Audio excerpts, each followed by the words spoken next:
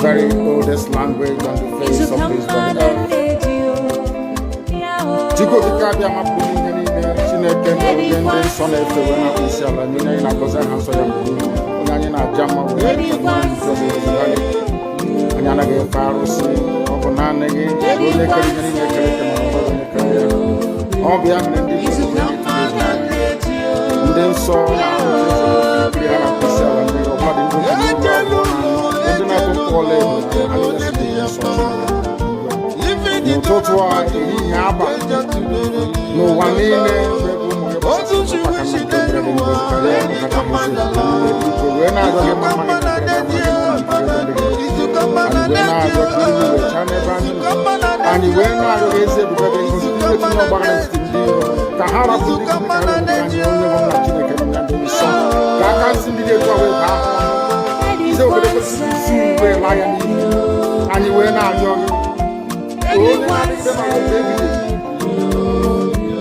Because you will make a difference with your source and no more and we're not going to do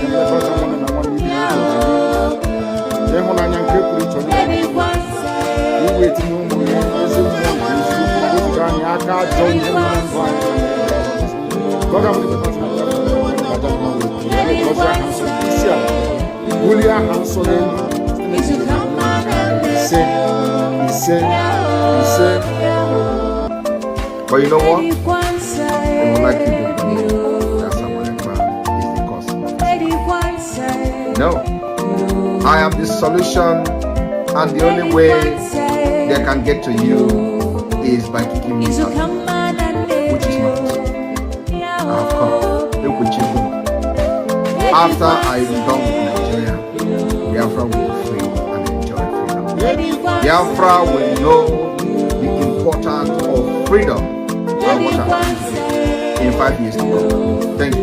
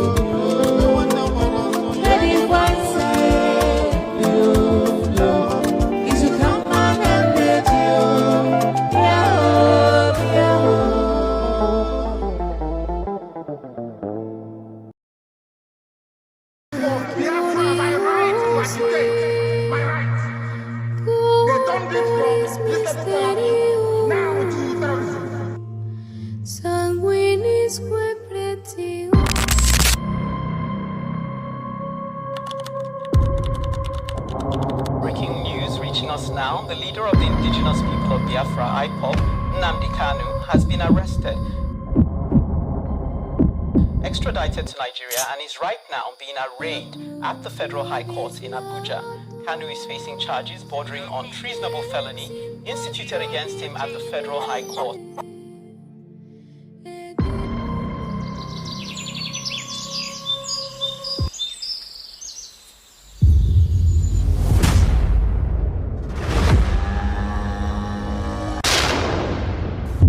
It was an unjust war.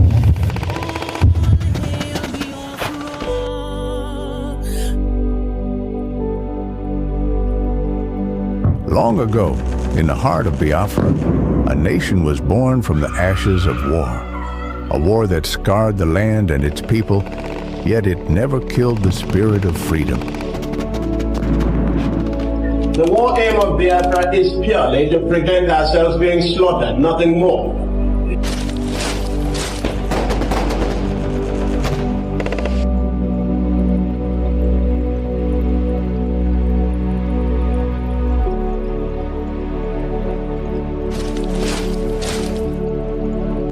was in this land, scarred by conflict, that Nnamdi Kanu was born, a son destined to revive the dream of independence for Biafra. And if anybody is going to judge our success and failure in this war, it will have to depend on how much we have prevented the enemy from killing us.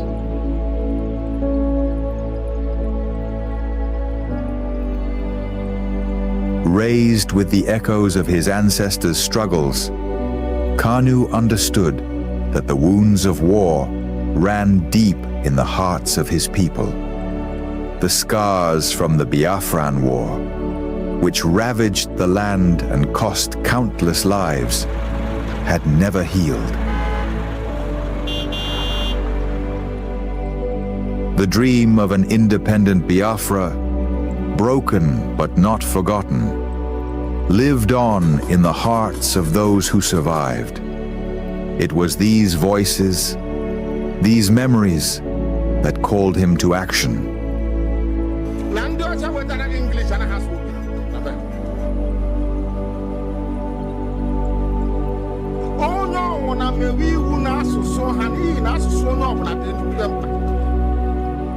As Nnamdi Kanu grew, so did his voice. He became a preacher of justice, a messenger for those who were unheard. He spoke not just for his generation, but for all those whose lives were shattered by the war. The pain of the past was alive within him, and his words resonated with the cries of the oppressed. That's why they're detained. Their children have been there for a very long time. Is in detention. Umar is in detention. And DSS, we don't want to bring them to court. The families are here. Ibrahim Yahya is there as well. I was with them. Musa Kalamu is also there. Belief is also there. But as Kanu's message spread, so did the fear of the establishment. His calls for self-determination grew louder, shaking the very foundations of the government. They feared the revival of a Biafran spirit, one that could awaken the wounds of the past and ignite a new conflict. And so, they moved against him.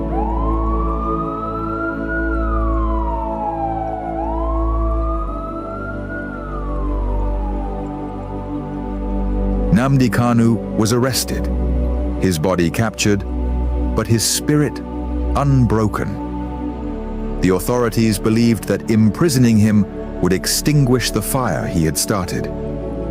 But they failed to understand the depths of his cause. The pain of the war, the bloodshed of the past, was not something easily forgotten.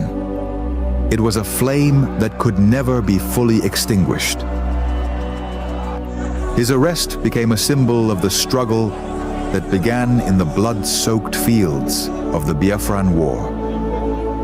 The demand for freedom was still alive. The fight for justice continued, not just for Nnamdi Kanu, but for all the lives lost, for all the children born into a world of scars.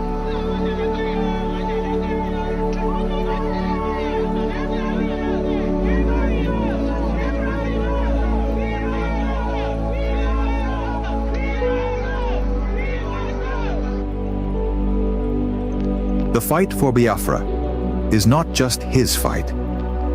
It is the fight of all those who have ever dreamed of a free land. And though the past may haunt the present, the future is still unwritten. As long as the story of Nnamdi Kanu is told, as long as the voices of his people rise, the dream of Biafra lives on.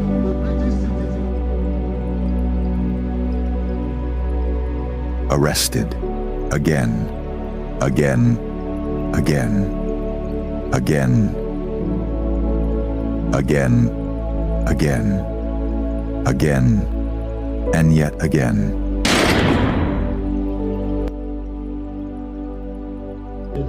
I agitate for Biafra. I agitate for Biafra, my right to agitate, my right. They turned it from this level felony now to terrorism.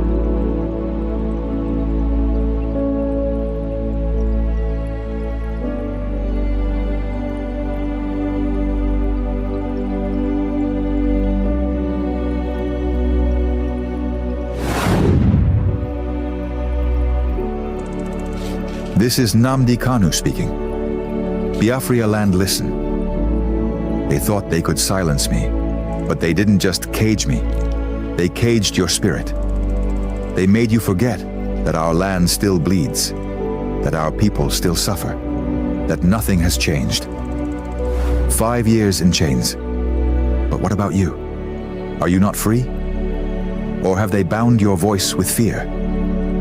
The struggle was never about me, it was about you, your children, your land, your future. So I ask you, where is the fire that once burned in your heart? Where is the voice that once roared for freedom? Wake up! Rise again. Speak. Act. Remember who you are. This is Nnamdi Kanu. Bondage in the zoo will be set free. I said everybody in bondage in the zoo will be set free. I don't hate anybody. I don't despise anybody.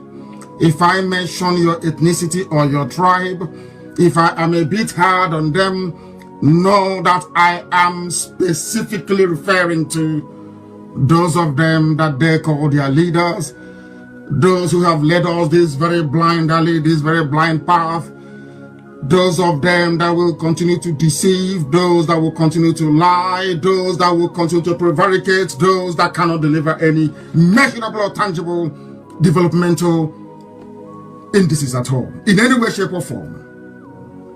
We have come that the blind may see, not in the way they do it within Pentecostalism, but we have come to impart knowledge and reason. We start this very... We have come today so we can set the record very straight as we are moving forward. The new dimension we have entered in this struggle to see the unconditional release of Mazi Nnamdi Kanu, to make sure that Biafra's struggle continue to excel, to make sure that we continue to push forward and create the required awareness all over the world. Thank you, my fellow Biafrans, and good evening from here. Today is yet another wonderful day, and we are going to expose what we may call probably the insecurity in the Southeast, and we are focusing on Anambra State. Remember that a few days ago, I made an exposition where I brought a video of Chris Ngige, Dr. Chris Ngige, and I exposed how he was kidnapped, and some of you do not know that particular story. I want to also make it very clear today that I am publicly debunking any kind of accusation, allegation, linking IPOB, linking autopilot, linking Simon Ekpa to any kind of killings in Biafra land. Because a lot of people on social media, especially those who pretend to be fighting for Biafra, that is their new job. Their job now is to go to social media where anybody carry gun, they say is Simon Ekpa boys. Where anybody carry knife, they say is Simon Ekpa boys. Where anybody kill anybody, they say is Simon Ekpa boys. I do not know when Simon Ekpa becomes so powerful to have boys everywhere. I do not have any boys anywhere. What I do is to preach for Biafra struggle, and that's exactly what I will be doing. And no amount of blackmailing, no amount of linking me to anything will make me to step back an inch. So I want to make it categorically clear today that we condemn in strongest term any killing in Biafra land. However, we want to call attention of Soludo to what could be the reason for the insecurity in Anambra State. This job I am doing for the best interest of Biafra, as we condemn in strongest term any kind of killings in Anambra State and any other part of Biafra land. We are going to be analyzing the issue, the event, and the history of crimes in Anambra State, which Soludo may also, understand, or probably he may have forgotten. So I want you to tag Soludo, tag his aide, tag his PAs, and all of them, because they need to tell their boss where their problem is coming from, maybe coming from. I am, by the special grace of God, according to Biafra people, the Biafra spokesman, and today you have to address me as the Nigel Farage of Biafra. One of my person wrote me yesterday, do you know this Nigel Farage is pronounced Nigel Farage? So I have learned how to pronounce the Nigel Farage. So call me Nigel Farage of Biafra. And because the Nigel Farage was one of those who led the United Kingdom out of the European Union. And today, I am part of those who are going to lead Biafra out of Nigeria. And I am very, very proud to be part of those who are going to lead Biafrans out of Nigeria.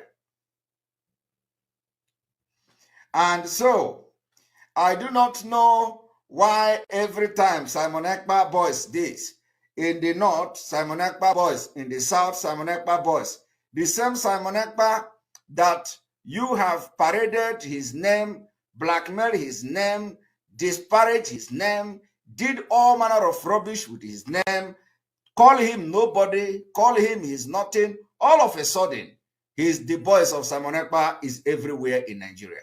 All of a sudden, Simon Ekpa voice is all over Abuja. Simon Ekpa voice all over Niger State. Simon Ekpa voice all over Lagos. Simon Ekpa voice all over Anambra. Simon Ekpa voice all over Imo State. If Simon Ekpa voice is all these places all over, that means this is not the Simon Ekpa you are talking about. I want to tell you people that I have no voice anywhere. The people that I have are you that are watching me, Biafrans. People that have volunteered to fight in one way or the other. I do not have any voice that are causing trouble here and there. That I have to make clear this evening. Do not link Simon Ekpa to anything, insecurity anywhere. What I am doing is what is constitutional right, my civil right. I am discharging that right, exercising that right without looking back. And I will continue to do that. So I have come to, help Soludo this evening, in case he has forgotten, where his problem is coming from, or where his problem may be coming from. Just let it be on record. Let it be on record that today, the 19th day of May, 2022, we condemn in a very strongest term any kind of killing in Biafra land. We condemn it. Now, having said that, I want you people to listen to this story. Some of you do not know, the last time I made an exposition about the insecurity in Anambra State, I talked about Andy Uba. And I talked about Chris Ngige. So, maybe that particular broadcast didn't get into your head very well. So I have come to have another smooth sail this evening. What am I going to do? I will take you back again to the history and memory lane. Who is Andy Uba? Who is Andy Uba? Well, I do not know who is Andy Uba, but from what I have gathered, Andy Uba served, according to some conflicting information, either as a PA to President Olusegun Obasanjo or as a domestic staff of President Olusegun Obasanjo. These are two things that brought Andy Uba into the limelight.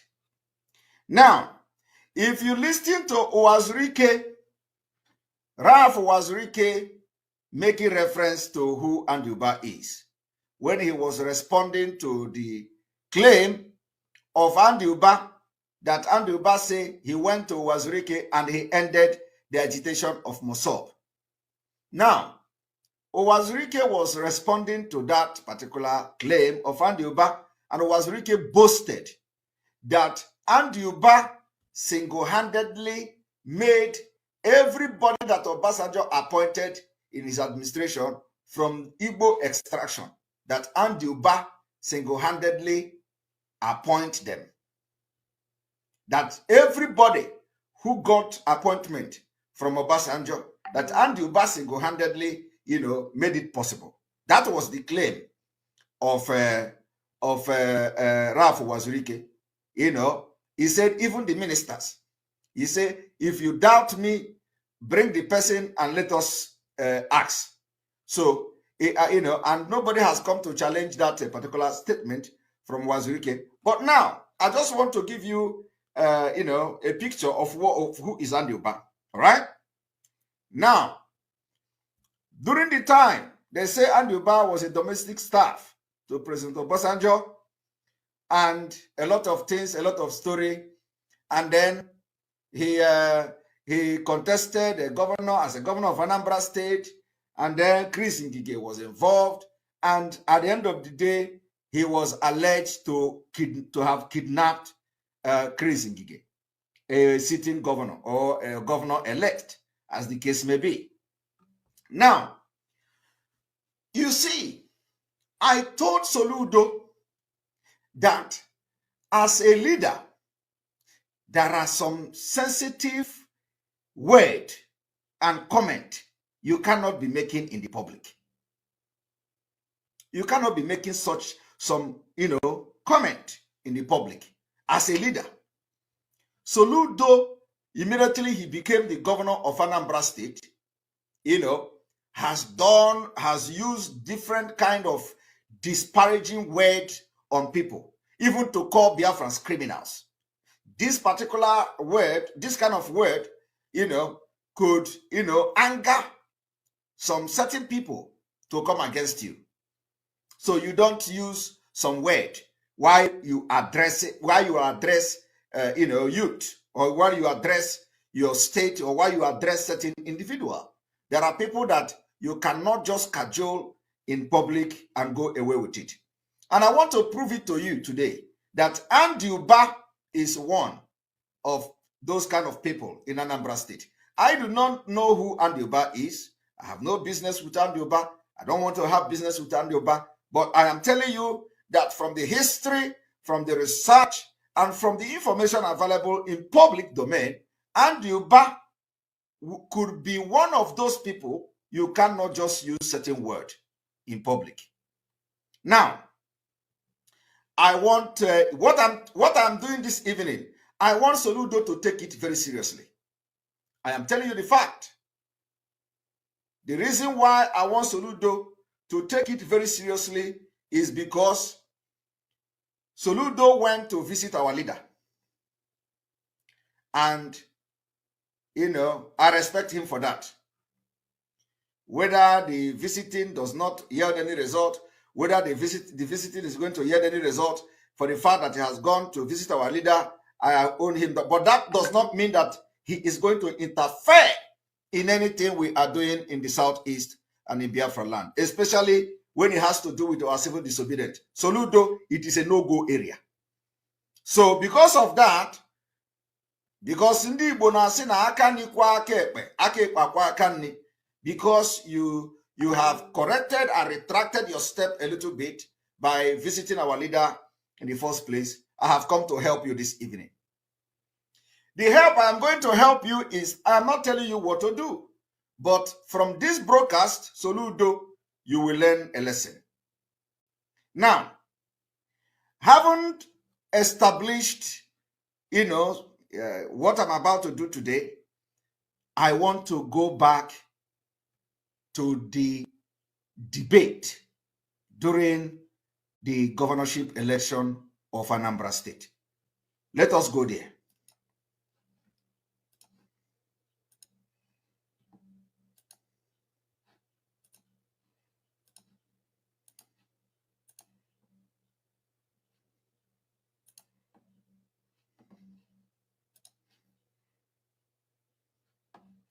Soludo, what you did here to Anduba can never be forgotten.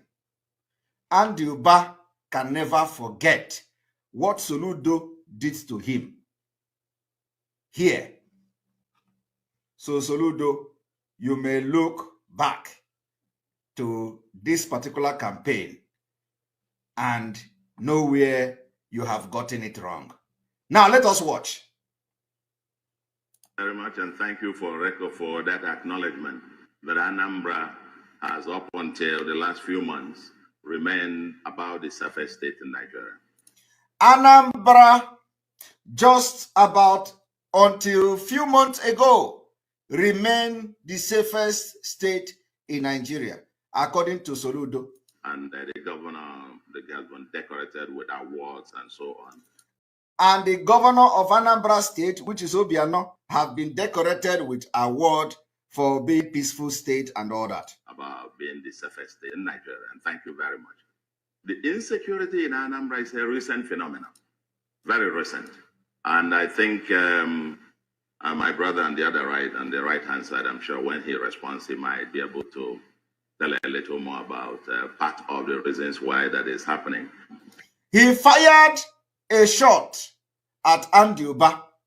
He said, insecurity in Anambra is a recent phenomenon that maybe when my brother at the right side will answer, which is Anduba, he is going to tell us, what he knows about the insecurity in Anambra, which is a recent phenomenon, according to him, during the time of this particular debate, which means Soludo have accused Anduba here of being responsible for the insecurity in Anambra prior to the election.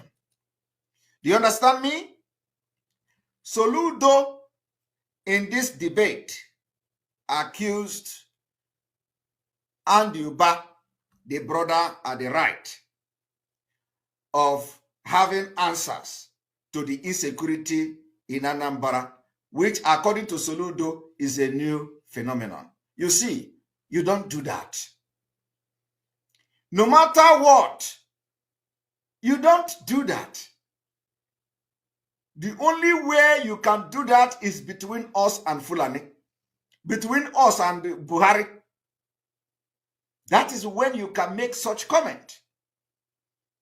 Soludo, right in front of the world, accused Anduba of being responsible or knowing something about the insecurity in Anambra back then. I want you to understand, for those who, because you hate Simon Ekpa, every time you come, when they accuse somebody, you say Simon Ekpa. When you do this, you say IPOB. When you do that, but yet you say Simon Ekpa is nobody. I want you to understand that the root cause of Soludo problem may not be far from what I'm doing this evening. Soludo, which I know he listened to my program, and I know he have taken some correction from our program here. I have come again this evening, free of charge. You don't need to pay me. You don't need to pay me. Somebody say, this person is not Anduba. Listen to me. Soludo was referring to somebody at the right, not the person that the picture showed now. The person that the picture showed now is a different person. That is the other person but he was not the person Soludo was referring to. Soludo was referring to the person at the right side, which is Andy Uba. This man you see here was at the left side. Now, I want you to watch it again. For Ndi Thomas Ekwekweha.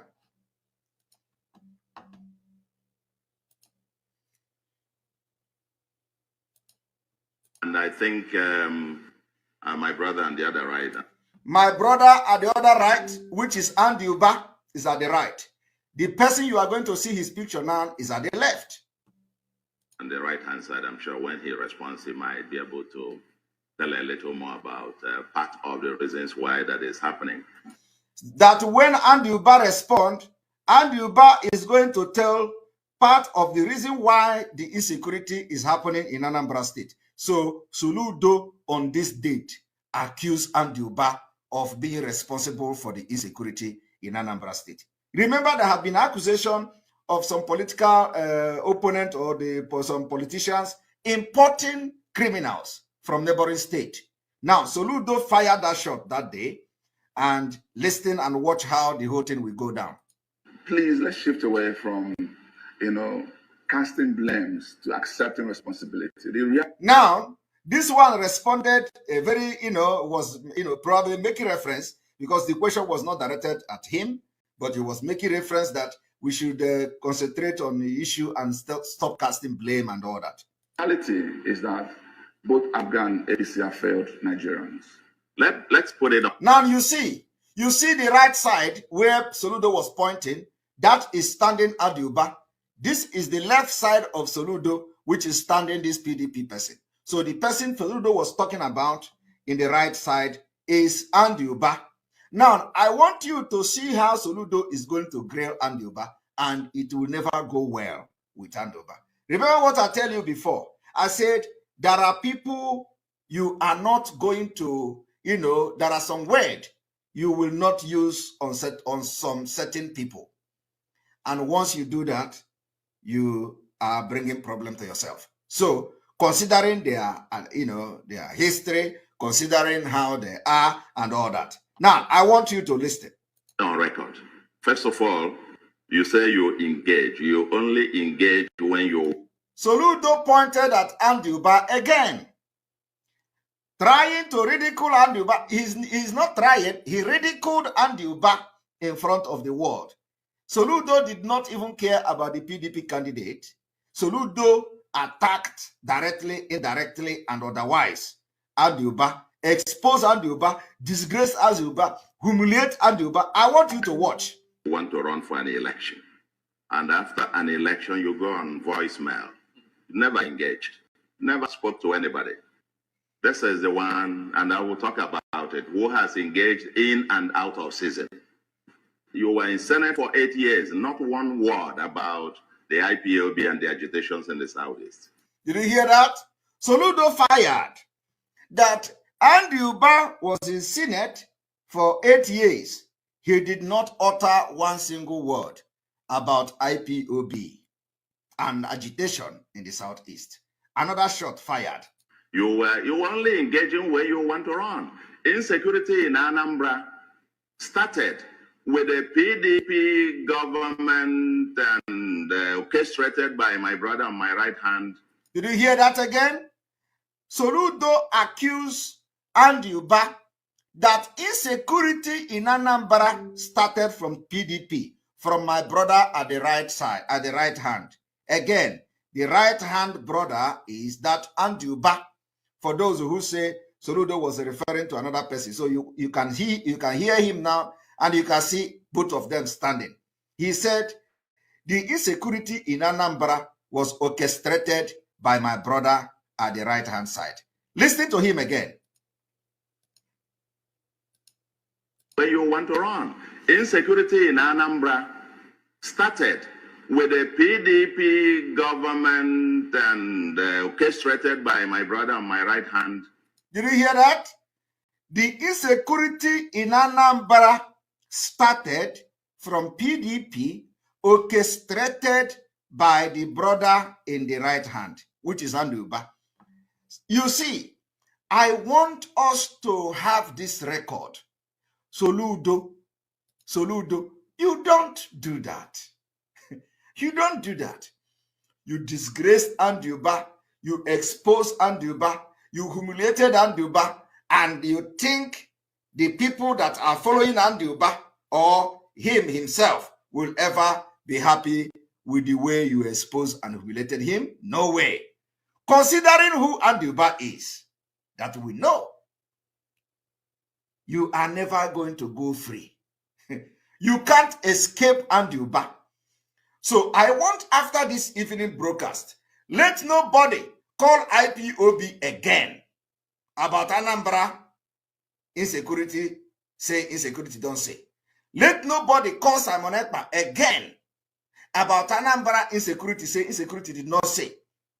The insecurity Soludo was talking about is the same insecurity we are talking about today. So how come it is now Simon Ekpa? How come it is now IPOB? How come it is now autopilot? How come it is now all of you, because you hate me, because you don't want Biafra, some of you, because some of you are paid agent, all you do is to go and tag Simon Ekpa. When did this particular insecurity change? I want you people to understand that everything we do will come with evidence. Okay? So tell me, when did this insecurity change from Andy Uba to Simon Ekpa? I want you to understand that if you accuse Simon Ekpa, the wrath of Biafra, the wrath of God, and the wrath of everything that follow me will be upon you. Believe me. Simon Ekpa have nothing to do with anything going on there. My own job is to preach and inform you. Whatever you do with the information, whatever you do out of anger is not my business. So I want everybody to listen and ask Soludo and ask all the people, all the Iraq, including Apga, that they are writing everything today. Simon Ekpa boys, when did the security situation change from Andy Uba to Simon Ekpa? Now, I want you to listen to this.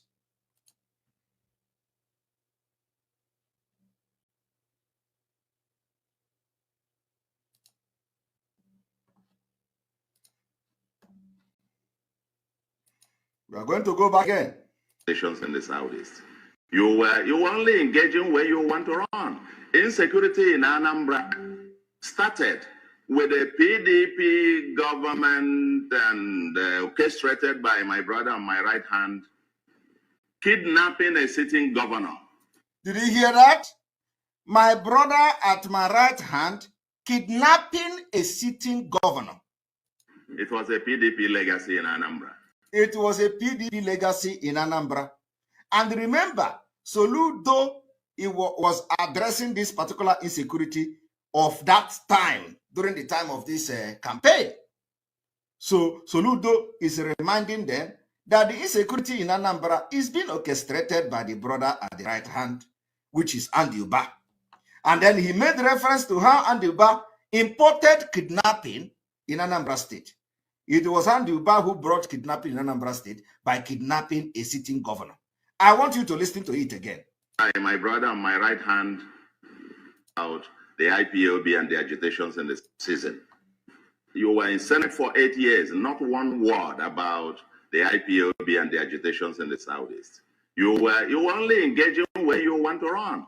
Insecurity in Anambra started with a PDP government and orchestrated by my brother on my right hand, kidnapping a sitting governor. It was a PDP legacy in Anambra. The PDP legacy in Anambra of burning down Anambra State. The violence, kidnapping, and so on and so forth on this state was started by PDP. Did you hear that? Burning down Anambra State started from PDP by my brother at the right-hand side. When my brother on the right-hand side. My brother on the right-hand side. You hear it very clear. Was at the engine room stoking up all the fires. Was at the engine room stoking up all the fires. I wasn't involved. I don't know what he's talking about. Okay, now I will take this thing back and back again until you get to your head. I pay, they pay. When my brother on the right-hand side was at the engine room stoking up all the fires. I wasn't involved. I don't know what he's talking about. Okay, he said he doesn't know what he's talking about. You see, if you understand the embarrassment Soludo gave to Andy Uba can never forgive him for that embarrassment. That is a very big uppercut and at the lower abdomen. Soludo punched this man. He punched this man in the teeth. He punched this man in the Mpurumiri, using Mpurumiri and punched him. He punched him in the manhood. He punched him everywhere. Soludo punched him uppercut, gave him all the uppercut in this world. And Andy Uba, it can never go down well with him. I have no business in that kidnapping. Come on. Now, there's a white paper that came out on it. He said he has no business in that kidnapping. Soludo was still there, firing him. If you look at the three person, you find out that the PDP guy was having fun. The PDP guy was having fun. Soludo have to turn around and face Andy Uba. He backed the PDP guy. He faced Andy Uba and punched Andy Uba. Andy Uba was saying, I don't know anything about the kidnapping. Soludo was saying, come on, I want you to watch it. Stoking up all the fires. I wasn't involved. I don't know what he's talking about, kidnapping. I have no business in that kidnapping. Come on. Now, there's a white paper that came out on it. Oh, come there's on. a white paper on the kidnapping. Why didn't they put my name in the kidnapping? I has anything to do with it. What are you talking about? Let me tell you, I was a special assistant to the president of Nigeria in this country that knows about security. Just knows about security. I know about security. The same Soludo today is shouting Simon Ekpa in Finland. Thank you very much for that comment. The same Soludo have turned around. He did not know when he shit in the church because Andy Uba can never forgive him for disgracing him like this in the public. So Soludo, who have identified where the insecurity of Anambra State come from, who brought it, why the person brought it, and all of a sudden, Soludo switch now to Simon Ekpa. Let me tell you, it does not matter whether there is crisis or sit at home, whether that is, we are not going to stop. Deal with the insecurity that the people or the criminals that you call them that are coming to constitute problem or constitute nuisance during the time of our civil disobedience. Deal with them. It has nothing to do with us. So I want you to listen again. I was a special assistant to the president of Nigeria in this country that knows about security. Just knows about security. I know about security. Now let me tell you, he's talking about saying that I'm involved. I'm not involved in anything that concerns kidnapping or anything. Okay. I wasn't even in the country when it happened. Okay. Outside the country, when the call came through to me, 2:45 in the morning, I picked the phone, said they want to, but the judge said he wants to speak to the president. I said, what happened? He told me what happened. I took the phone to the president, woke the president, and took the phone. The president asked me to call the IG of police and call, which I did. And the whole thing that's why the whole thing was stopped. So how could I have been involved? If I was involved, I would have made that phone call. Okay. Please, absolute silence in the hall so that we can appreciate what the candidates are saying. Thank you very much. Now, Soludo is about to fire the second shot at Andy Uba. Remember what I told you? I said there are things you don't say. There are some words you don't use on certain people, especially when you know what they can do. So there are certain words you don't use.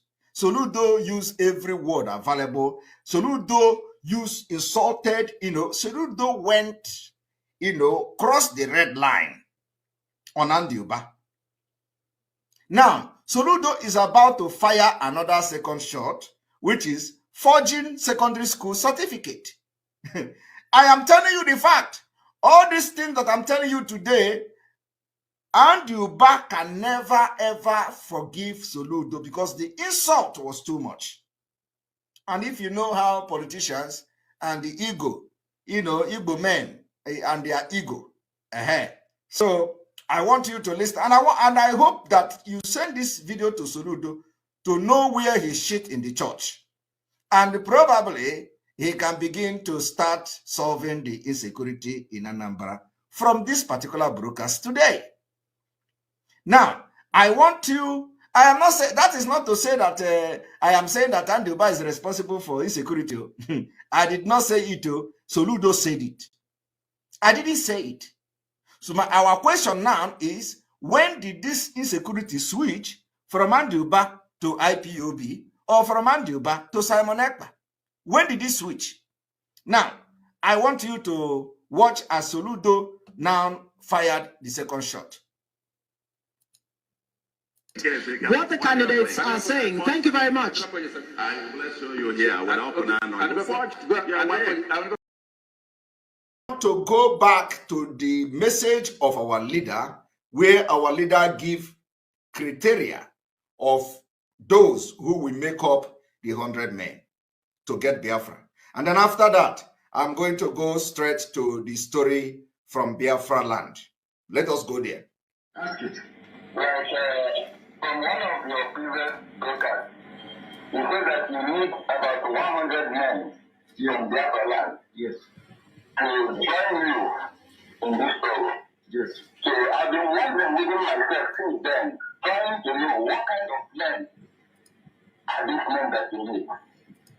The type of men we need are those who are pure at heart, loving Biafra with all their being, willing to sacrifice anything sacrificable for the restoration and the sustenance of Biafra. People who will gladly do anything, I say anything, to ensure that Biafra is restored. And I have a shocking news for you. In all the years that we have been agitating for the freedom of our people, I have not found up to 15 people who are the way that we are, who are willing to sacrifice everything sacrificable to make sure that Biafra is restored, without enmity, without rancor, without greed, without jealousy, without any personal interest. We have been fighting for years. I'm telling you, in all my life, I have not come across up to 15 people that will do anything for Biafra. Never have not. And Chukwukika said, until there are 100 of you, nothing will happen. I need minimum 100 of you that can dedicate and give anything for Biafra, and then you see Biafra come. Then we are pushing for that and praying for that. And this year, we are going to make very serious inroads that I can assure you. So if you are one of those who are prepared, I want you to, the analogy, the simplest analogy is like the disciples that followed Yeshua in the New Testament. Yeshua said to them, you must abandon everything. Everything, even those of you who are fishers of men, you must abandon everything you're doing and come and follow this very ministry. Come and join this very cause. That is the mindset our people will need to have. It doesn't matter how poor you are, how wealthy you are. You must be prepared. I'm not asking you in the physical to abandon everything you're doing, but in the spirit, your mindset has to be such that you are willing and prepared to abandon everything in life and to sacrifice anything, sacrifice death to get Biafra. Those are the people we are looking for. That is the 100 we're talking about. So there are some people who serve IPOB in various capacities. We have officers, both junior and senior. That doesn't mean they meet this criteria. This criteria is meant for the, I don't know, let me not say it like, okay. That's when the time comes, you know. And thank you very much for your question. I welcome it and I love it. Thank you very, very much. If you have called us before, This criteria is the reason all the people, the criminals in the DOS must go for Biafra to come. Our leader have suffered, have endured, and suffered so much until now. Heaven, the very oldest language on the face of this very earth. Because I can say that from what I have just listened from you, it is just not ordinary. Very wonderful.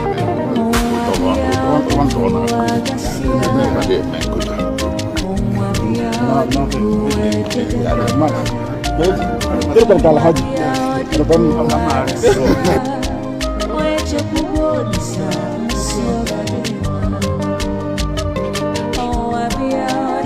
my lawyers came to see me, I had a discussion with them about how I'm going to defend myself.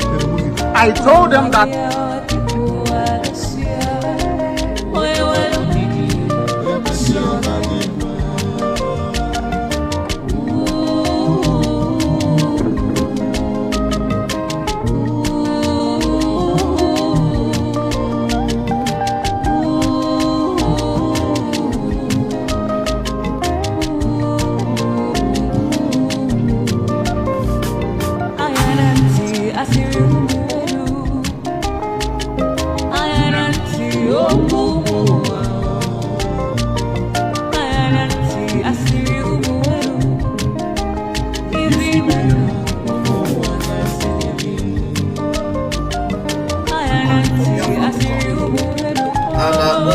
Mazi Nnamdi Kanu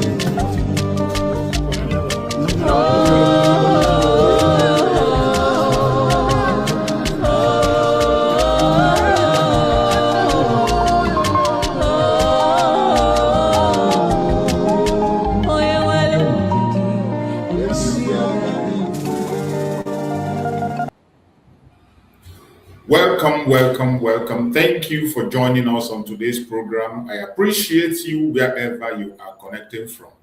As you join us on this special program, like and share to other platforms, share to family and friends, invite everyone around you to join us on this very episode today. It is very important. Today is a special day, as you all know. Monday, the memory of Monday sit at home will continue. It does not matter how many people are still active and those who are not active. It doesn't matter how many people are responding and those who are not responding. The most important thing is that we must keep that memory alive, because this is a day that the whole world will always remember the supreme leader of IPOB, Mazi Nnamdi Kanu. A day that Nigeria will never forget. Our Prime Minister, Mazi Simon Ekpa. This is a day the Nigerian government, the officials, the politicians in Nigeria, the saboteurs in Nigeria will always remember our Prime Minister, Mazi Simon Ekpa. And this is a legacy that we must never throw away. We must continue to keep this memory alive. The sit at home is not forced. This is something you do by your own self, knowing what you want. Nobody is forcing it. Nobody is enforcing it. Nobody has enforced it ever. The Nigerian government have pushed different kinds of propaganda and blackmail. But the more they try, the more they fail. Wherever you are watching us from, I want you to know that in this platform, we do not come here to instigate violence. We do not come here to preach hate. We don't come to this platform to attack people or individuals. What we do in this platform is to present Biafra to the world as the only remedy to the failed state, Nigeria. We have been doing that for many years, and we will continue to do so. self-determination is not a crime. A call for self-determination is not a call for war. It is our right, not a privilege. And that is why we must continue in our own way to air our opinion. As the federal government of Nigeria has intensified the attack on the restoration of Biafra, wherever you are, you must sit up. Every single one of us must sit up. It is not business as usual. I know with things that are happening across, right, left, and center, many are discouraged. With the drama we are seeing on a daily basis, many are discouraged. But I bet you, if you know what you want, you will not be discouraged. People might hate you. Your friends might desert you. People might call you name. Many people will walk away from you simply because of what you believe or what you stand for. But will that make you to walk away? If you walk away, it means from the onset, you don't know what you want. If people's behavior and action will make you change the decision you know that is the right decision to take, that means in the onset, you don't know what you want. That is why I'm asking every genuine Biafran, wherever you are. It doesn't matter the group you belong. It doesn't matter what your opinion might be. It doesn't matter the title you give yourself or the name you call yourself. Every one of us must sit up to keep the legacy of Mazi Nnamdi Kanu and Mazi Simon Ekpa alive. It is a responsibility we must carry on our shoulders. It is much more important now than ever, because this is a very dangerous time, a very critical time. I can tell you that the situation we are now is worse than the situation we were in when Mazi Nnamdi Kanu was kidnapped. The situation we are now is worse and much dangerous than when Mazi Nnamdi Kanu was kidnapped. When Mazi Nnamdi Kanu was kidnapped, it didn't take much time.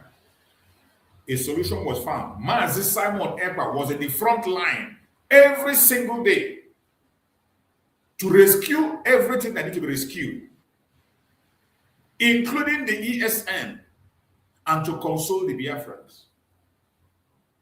But today, the consolation we have was taken away. Mazi Simon Ekpa Njoko, the Prime Minister. From when he was taken away to date, all hell let loose. All hell let loose. The arrest of Mazi Simon Ekpa has destroyed the entire structure of the restoration of Biafra. The arrest of Mazi Simon Ekpa has decimated every single thing we have achieved. You can continue to lie to yourself. As you know me in this platform, I don't care how you feel or what you think. I speak about reality. I don't come here to pretend to make you happy. I don't come here to give you a hope that doesn't exist anywhere. I will always encourage you to focus on the reality so that you will know the direction to go. The reality today is that we have lost stance. We have lost ground. Many of us have lost focus. And the Nigerian government is having a free time. The Nigerian government is having a free time. They have been so successful to the extent that today, it is the Biafran people that are fighting the battle that Nigerian government is supposed to fight on their behalf. Nigerian government have so emboldened that they have been able to buy off enough people, Biafrans themselves, to engage in warfare against themselves. And some heartless idiots are doing that gladly. Go to social media today. Don't lie to yourself. Keep your sentiment aside. Keep your hatred aside. Keep your unnecessary promotions aside. Focus on the reality. Go to the social media today and tell me, what do you see on social media? Be sincere to yourself. What do you see on social media? Who are those today that are attacking the struggle? Who are those today in the front line to bring down the actualization of Biafra? It is the Biafrans themselves.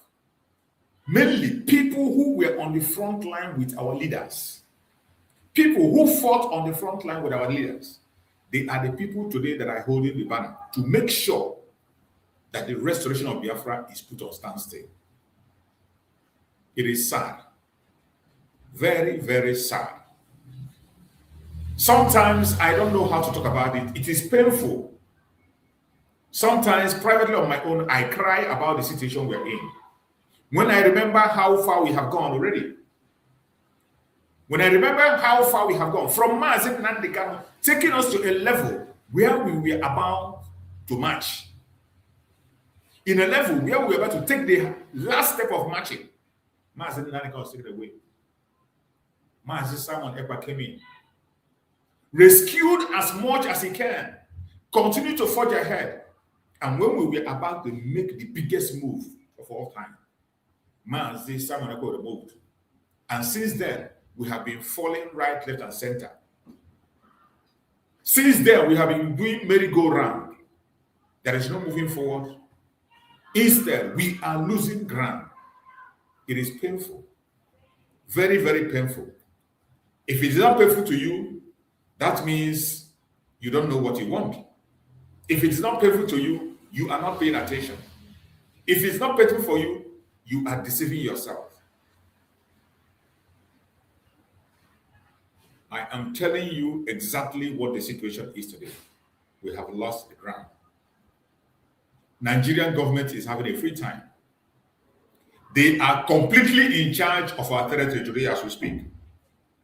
The Zoological Republic are the one running the show in Biafra land today. We can't boast of any section, not an inch. We can't boast of even a pole where we control, not anymore. It is sad. Very, very sad. And the most painful is that the people today that are championing to disorganize what we are building are Biafrans themselves. The key person in the front line you know today is Nneka Chimezie. Nneka Chimezie is on the front line, shamelessly destroying everything we have fought for. And sometimes when I see her speak, I begin to wonder what makes her think she can convince the real Biafrans otherwise. What makes her think that she and her group of saboteurs, group of DOS saboteurs, can convince Biafrans otherwise of what they know already. A woman that comes out on a national TV to call for support for the ESN that you know is one of the brain worries of Nigerian government. A woman that we call in the public in Nigeria and begin to call for support for the IPOB that have been proscribed by the Nigerian government, and nobody is calling her to order. A woman that we call on the public and call for the funding of the ESN that does not exist, even though the Nigerian government has proscribed the ESN, and that is one of the reasons they kidnapped Mazi Nnamdi Kanu. Today she's calling for the funding, and nobody, government of Nigeria is not paying attention to her. Government doesn't even know whether she exists or not. And you think it is normal. It is a shame that some people will still pay attention to her. And when she comes to call for support for ESN, the same woman that destroyed the Liberation Army of Biafra, the same woman that worked with the politicians in Biafra land to divert the resources of Biafra into Ebubago, join them to turn the ESN to Ebubago, to AVG, and to different kinds of security groups. And she will come and pretend to call for funding for ESN. And I asked Nneka, where is the ESN that you are calling people to support? Where is that ESN that Nneka is calling people to support? Where are they? Is it the same ESN that the DOS has handed over to the governors, which Chike confessed with your mouth and say, the governors approached us and asked us to hand them over the ESN, and they did. Is that the ESN that Lord Nneka is calling the Igbos to support? It is so sad that because so many of us are ignorant and we are not paying attention to what is happening, that is why some people are still paying attention to her. Recently, she has gone as far as bringing the one that we see as the ex-wife of Mazi Nnamdi Kanu, brought her on an interview. She has gone as far as bringing the woman that we regard now as the ex-wife of Mazi Nnamdi Kanu. And when we say ex-wife, we say that because she does not represent what Mazi Nnamdi Kanu represents. A woman that is dining and whining with everything that is against Mazi Nnamdi Kanu. A woman that could not be able to visit her husband, who is facing a life sentence. A woman who could not be in the court the day the final sentence was pronounced, even when everybody was there. A woman who claims that she has been barred from reaching out to her husband. And her husband has not put any demand and say, I want to see my wife. A woman that has made herself an enemy of the Biafra people. Lolo Nneka interviewed her. And what was their mission? To destroy the reputation of Mazi Nnamdi Kanu. What was their mission? To show the world that Mazi Nnamdi Kanu cannot manage his family, let alone managing a country. That was their mission. And when you listen to the interview, because it was so annoying that I couldn't be able to watch the entire interview. The few minutes I was able to pay attention to that interview, it was heartbreaking. What was coming out of the mouth of that woman. It was heartbreaking. And every one of us know what Igbo culture is. In our culture, one person does not marry a wife. In our culture, a person does not marry a wife. And that is why when you are going for the marriage, your entire family will go with you. Not just your family, your community will go with you to take a wife. That is our culture. And for a woman to be in such a situation with the position of her husband, and there is no single person that is standing with her, the entire family does not trust her, nor want to deal with her. And her husband has not given an order for her to come and be there as his right-hand man. It speaks volume. The way Mazi Nnamdi Kanu has distanced himself from this woman speaks volume. And when I see the interview she granted, this was how Mazi Simon Ekpa advised her the first time she was trying to come out. When this Department of Saboteur that is still working with Laura Nneka, that is still pushing against Mazi Nnamdi Kanu today, when they wanted to bring her close to themselves, Mazi Simon Ekpa advised her not to go. That it is better, no matter annoyances or grievances she had, stay on her own and focus on her family issue. But she went to that interview and they used her, not just against Mazi Nnamdi Kanu, but against a man that is standing up for Mazi Nnamdi Kanu. She abused Mazi Simon Ekpa, talked down on Mazi Simon Ekpa.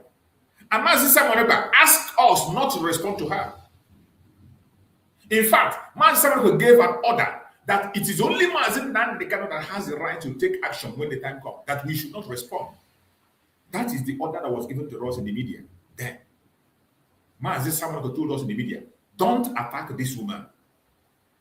Let her be. That when Mazi Nnamdi Kanu comes out, he will handle it on his own way. That because of the respect we have for Mazi Nnamdi Kanu, we should not talk about her. And we obeyed. We never spoke about her. She went on and on and on, abusing Mazi Simon Ekpa, joining the Department of Saboteur to say different things. Until at a point, Mazi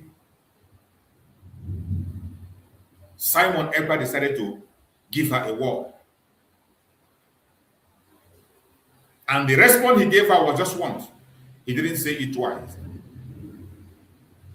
It is sad. It is sad. And very, very sad.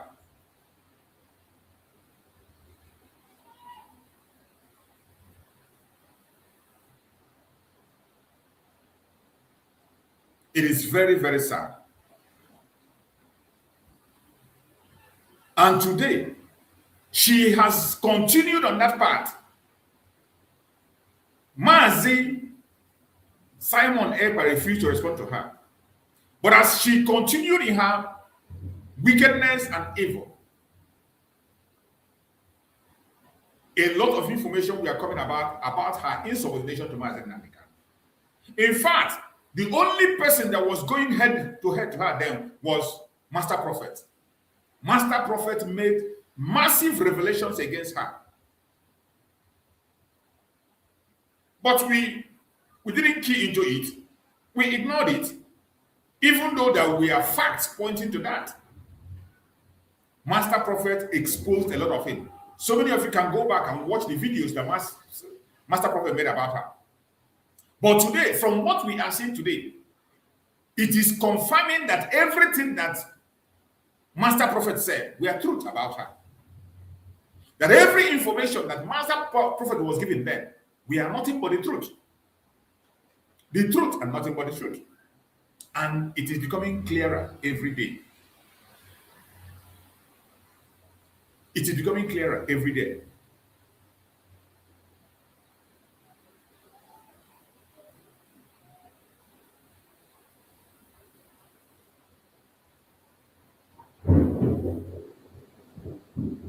I pray that Chukwu Okike will direct us and don't allow us to lose focus. And don't allow us to lose focus. That woman have done a great damage and continue to do so much damage. And the last one is her now joining Lolo Nneka, whose mission is to destroy Mazi Nnamdi Kanu and his reputation. It is so sad. Very, very sad. But no matter what happened, every genuine Biafran should continue on their path. I strongly believe there is no amount of propaganda or blackmail that will turn the Biafran people against Mazi Nnamdi Kanu. Mazi Nnamdi Kanu earned the respect he got from Biafran people. Mazi Nnamdi Kanu did not command us to respect him. He didn't force anybody. He earned it. Every single respect he had today, he earned it. That is why you can't just come, blackmail him, and you get away with it. You can't just come and talk nonsense about him and people believe you. No. It is impossible. But it is so sad that woman we see as his ex-wife has decided to make herself an instrument in the hand of the enemies of Mazi Nnamdi Kanu, in the hands of Mazi Nnamdi Kanu himself, opposing the legacy of Mazi Nnamdi Kanu and standing against every single thing that Mazi Nnamdi Kanu stands for. It is a shame. It is a shame, but we must not lose our focus.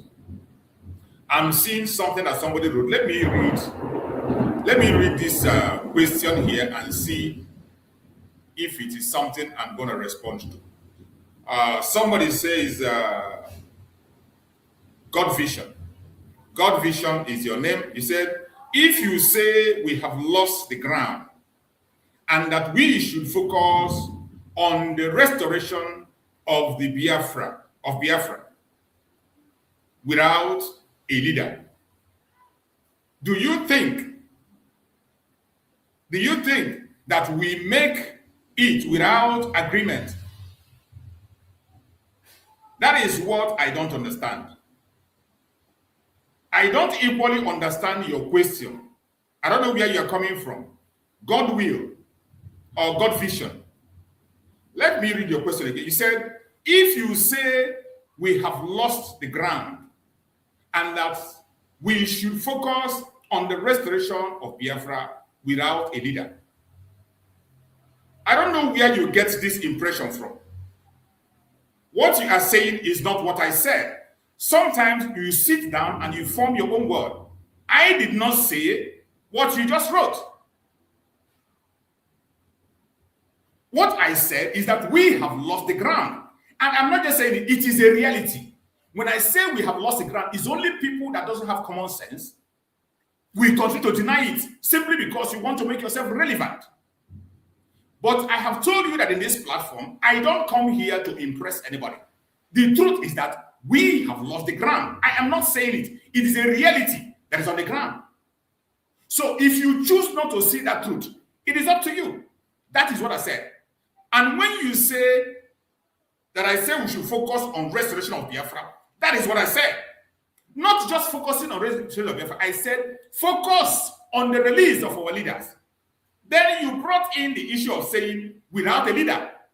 Focus on the restoration of Biafra. I didn't say without a leader. I never said so. I never said we should focus on the restoration of Biafra without a leader.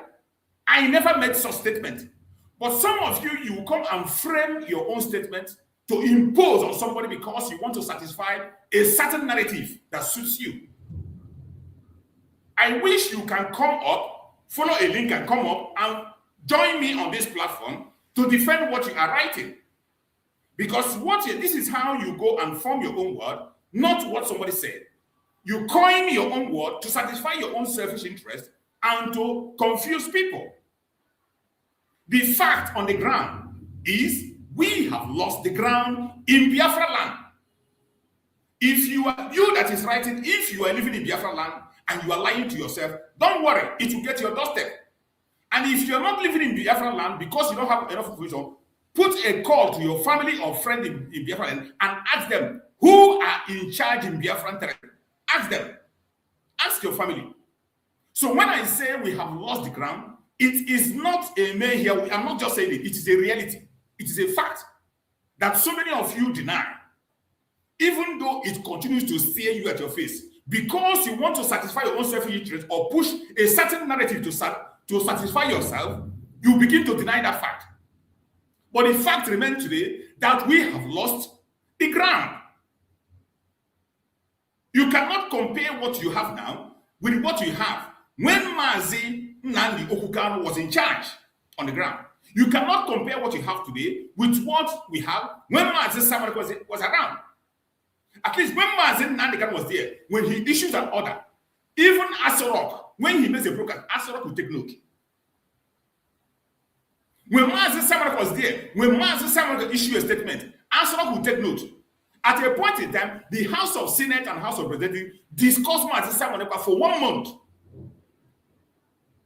When Mazi Simon Ekpa was here, we were in charge of some territory. There are certain areas in Biafra land that Nigerian government cannot go. When Mazi Simon Ekpa was around, even the courts, the last order he issued, courts were folding. The military were afraid of operating in our land. They have never conducted any operation. Throughout the time Mazi Simon Ekpa was there, there was no operation conducted by military. So many of them were scared of going for transfer to Biafra land. So many of them were not wearing their uniform in Biafra land. And there were testimonies which I saw my own. So when I say we have lost ground, there are so many things that confirm that today we are not in charge of our territory, which is one of the first things you must have before you begin to talk about recognition. Nobody will recognize you without you being in charge of the territory. It can never happen. Before anybody will recognize you, you must be in charge of the territory. Even if it is a village, you must be in charge of a certain area. But that is not the case today. So when I say that, it is not that I'm saying it is a fact, a truth on there. But when you come here to lie, that I say we should pursue Biafra instruction without a leader, I never said so. I have always said it, that the leaders we have, Mazi Nnamdi Kanu laid a foundation. After Mazi Nnamdi Kanu, Mazi Simon Ekpa entered into the leadership. And what I say that the only project we have today is to make sure that these leaders are released. If anybody is putting forward any other project, it is a scam. The release of Mazi Nnamdi Kanu and Mazi Simon Ekpa, we guarantee our unity. The release of Mazi Nnamdi Kanu and Mazi Simon Ekpa, we guarantee our recognition. The release of Mazi Nnamdi Kanu and Mazi Simon Ekpa, we guarantee the restoration of Biafra. So that is it. When I speak here, I speak based on facts on the ground. Based on fact. Even today being Monday sit at home, we are remembering the Monday sit at home. Can you compare what we have now with what we have before? Can you? Can you compare what we have now with what we had before? Can you compare what we have now with what we had before? So I don't know, when you come, you begin to give yourself hope that doesn't exist anywhere.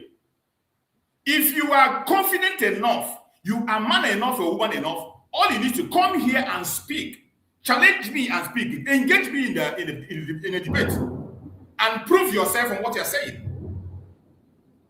If you are confident on yourself, it is not to come on the comment section to distract me or to write. Come, I'll send you a link. I give a link. You click the link and you come in, and then you defend every single thing you are saying. Engage me in a debate. That is the only thing you have to do.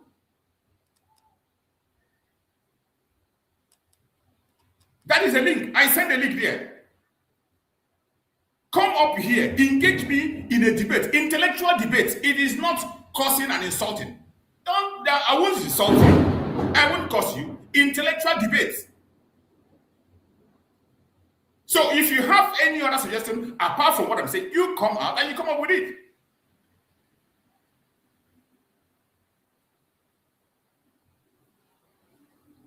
So I'm not here to begin to paint walls, for you, make you to be happy, make you to believe something that is not possible, make you to believe that something that is not obtainable. I am not such kind of a person. I am not. I focus on the reality of the day. I focus on the reality. So if you're one of those who does not know anything about reality, you are living in your dreams.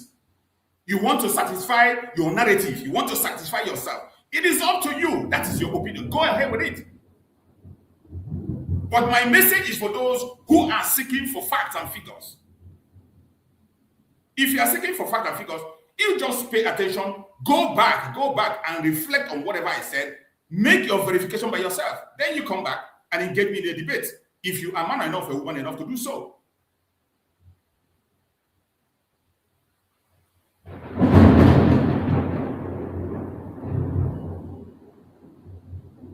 So I don't know why somebody will just come, you jump in from nowhere and you begin to write some unnecessary. You think I'm here to pamper anybody? You think I'm here to pamper anybody, or I'm here to make you feel happy, to make you feel good, or to push your narrative so that you can be happy? I'm not here for anybody. I volunteered myself to speak about the Biafra issue, not for anybody, but for my collective interest of my own life and my own future. That is why I do what I do. That is why I do what I do. So if you feel you have a superior argument, be man enough to engage. Be man enough. Use the link, come on and engage me. That is all you got to do. Or maybe at the end of the day, you might end up convincing me to believe whatever you think is the right thing. Or at the end of the day, the Biafrans who are watching, including non-Biafrans, will find out what the truth is. That is the essence of coming out to broadcast. That's the essence. As I have said it time and time again, I focus on the reality of the day. I focus on the reality. I don't come here to make you happy or to make you believe falsehood, just to look relevant. I don't do that. I'm not here to paint or preach to anybody to make you begin to believe the impossible. That is not what I do. What I do here is to open up a field for people to make meaningful engagement. Meaningful engagement. So, but unfortunately, you see some people, they just come on, you begin to claim what is not obtainable, even though you know that this is not happening. It's not happening. Are you going to challenge the fact that we have lost ground? When I say we have lost ground, and you say, you're asking me how you lost ground. Are you in charge of Biafran territory? Are you in charge of your territory? Are you in charge? You are not in charge. And when I say that you must have a control of your territory before recognition, that is the truth. I didn't just say, Mazi Simon Ekpa said it in his broadcast. Some of you are just coming yesterday, and some of you who were here, you don't even listen to the message of your leaders. That is why when I talk about leadership, each time I speak about leader, I talk about Mazi Nnamdi Kanu and Mazi Simon Ekpa, because their messages are solid and verifiable. They are the people that do what they preach. So when I talk about leadership, I know why I speak about them. These are people that have proven themselves, not just because they call themselves a leader, not just because they were made a leader, with what they did. With what they did. Mazi Simon Ekpa was, even before he came into power, people began to follow. So you don't need to tell me about you or whatever your project. When the project is straight and open, nobody is going to force you or to believe or make you. You will see it with your, even the blind will see it. The blind will see it. So if anybody is expecting me to come here and pay, oh, all is well, oh, we have taken over Biafra land, oh, we are checked. That is a blatant lie. And I cannot join you in such a lie. It is my wish and desire that our nation becomes ours. It is my wish and desire. If there's anybody that desires Biafra, I am one of those who desire more than anything, because I know my life depends on it. My life depends on it. But the last thing I will do is to begin to believe on the impossible, because it is a distraction. It will weaken the people to stop doing what they are supposed to do. It will weaken the people to stop being careful on how they're supposed to be careful. So I will not come here and water the truth to make it sound good for you, just to make you happy. I won't do that. I'm not coming here to come and water the situation to make you feel happy. I will not do that. The fact remains that things are not the way it's supposed to be. And in Biafra land, we have lost our ground. Today, look at the way the Nigerian government is operating in Biafra land. Conducting operation in our land. They have taken over everywhere. We are not in control anywhere. Our people are being decimated every single day. Look at what happened in Enugu a few days ago. Look at the attack. In Uzo 1, he saw the attack daily. It got to the extent that the person that was coming to the aid of Uzo 1 was, what they call him, Asabuja. You saw when Asabuja made a video that he's going to Enugu to protect people. A man on his own. You see him every day talking about the issue of Biafra people. On his own, he was going there. He's a militant. A Biafra militant in River State, Asabuja. Many of you know his video. He came and made a video and said he's going to Enugu State with his squad. Will he be doing that if our army are still in position? He wouldn't do that. But today, every structure that has been put in place has been decimated. And that is why Nigerian government is running a free advert against Mazi Nnamdi Kanu and Mazi Simon Ekpa. They are running a free advert using Biafra people. Why do you think they gave them that confidence? Today, they are boldly campaigning about their election. Their city boy is going everywhere, conducting rallies, and nobody, without any fear, campaigning with posters everywhere. Do they see us as a threat? Nigerian government no longer see us as a threat because they have given us a lot of homework. They have given us a homework that so many of us, we are busy today fighting ourselves. They went to the extent of providing a platform for Law Neka. Sorry to call that woman Law because she doesn't deserve to be that.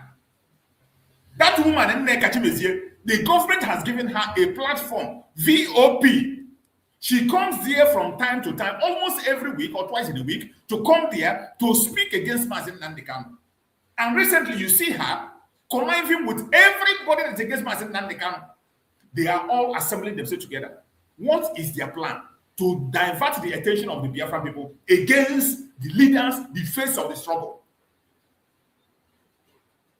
Let me tell you, if you destroy the image or the face of the struggle, Mazi Nnamdi Kanu, more especially, and Mazi Simon Ekpa, you are done. You are done because these people have taken the Biafran struggle to the global level. You saw what happened in Washington, D.C. a few days ago. When McArnold was making a case for Biafra, whose name was mentioned? It was Mazi Nnamdi Kanu. The name of Mazi Nnamdi Kanu is in the front line, demanding for his own conditional release. After narrating the story of Biafra, who else? Which other name came there? Today, you have international lawyers that are standing for Mazi Nnamdi Kanu over there. So when you see somebody denigrating him and trying to make him look irrelevant, doesn't that worry you? That should be your major concern. That should be your major concern. It's not coming to deceive your fellow Biafrans or to make yourself happy. You just want to say something to make yourself feel relevant. You just want to push a certain narrative so that people will say, oh, you are doing this, oh, you are this and you are that. No, I am not part of that. I have said it time and time again, whichever department or group you choose to stay, it is up to you. Whichever group you choose to stay, you choose to be, it is up to you. Whatever your opinion to be, it is up to you. But don't force it on any other person. Do not force your ideology. Don't force yourself on any other person. The most important thing is that every focus should be on one single purpose. That is where our unity lies. Unity of purpose. The purpose for which every group gather. It doesn't matter what you call your name. It doesn't matter what your title is. It doesn't matter. The only purpose why I am in this platform shouting and opening eyes every time. The purpose where I come here and some people join me on this platform is the freedom of Biafra. Self-determination of freedom of Biafra. That is the purpose. Whether you like me or you hate me, the only purpose that drag you to come here is the purpose, freedom of Biafra. Let that be the purpose that unites us. Let that be the purpose. That was why Mazi Nnamdi Kanu left the door open. He left the door open that whatever you will do to make Biafra come, go ahead and do it. Mazi Simon Ekpa also make the door open. He said, I agree with everybody. I don't reject anybody. I don't hate anybody. Mazi Nnamdi Kanu said, I don't hate anybody. Whatever you do to bring Biafra, go ahead and do it. Mazi Simon Ekpa made the same statement. So why are you tearing your pants and your drawers and whatever, only focus on internal warfare instead of external warfare? And when you are focusing on that, you don't know you are somehow joining Lord Nneka and co. and the DOS to do what they are doing. Lord Nneka that was preaching before, that the Nigerian army are the one causing confusion in Nigeria, in Biafra land. Lord Nneka, the only reason why we know her, the only reason why she caught the attention of Biafra was she was exposing Nigerian government. But today, instead of exposing Nigerian government, her message is today that Biafrans are the one warring against themselves. She has now gone back to the Janjaweed message. The same message Iken Gurwagi is preaching. That is what Lord Nneka is preaching. That is what the ex-wife of Mazi Nnamdi Kanu is preaching. That is what the DOS, Department of Sabotua, that is what they are preaching. That we are the one creating the problem in Biafra land. But when this woman started, the only way, the only thing that made us to even listen to her was because she was exposing the truth, the evil. And today, she is claiming that it is the Biafra Nigeria. And so, is she now telling us that the Nigerian government are no longer killing people? Even when we know that they are conducting operation where they are taking innocent life. We have seen so many Biafrans disappear recently. Many of you have seen voice messages flying up and down, reports of Biafrans who were kidnapped from their home, simply because they are part of the struggle. Is it not still happening? Nobody's talking about it. Nobody's talking about it. Look at what is happening in Enugu. Nobody's talking about it. The governor is not paying attention to it. But the message that they are now holding onto is that it is the Biafrans that are fighting themselves. The same message that the politicians, that Soludo was in charge of. Soludo was the person who was in the front of the line. Soludo went even up to the US, United States, to tell them that it is Biafrans that are killing themselves. That it is the Biafrans that are the ones conducting the Christian genocide. Soludo announced and said that among all the terrorists he captured, that they were all Biafrans. That same message is what Lord Nneka is preaching today. That same message is what Lord Nneka is preaching today. And she will come on a national TV. That is the one that baffles me. Somebody who will claim to, so can you imagine that somebody will come in Nigeria and you are campaigning for ESN? You and I know that ESN doesn't exist anywhere.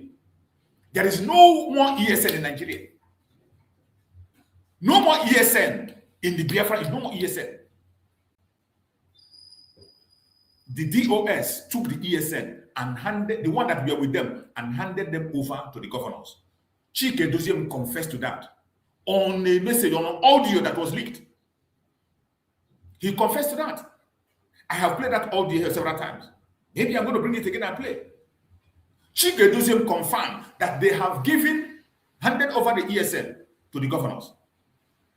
In that message, he said that the governors approached them to hand them over the ESN, and they handed over the ESN to them.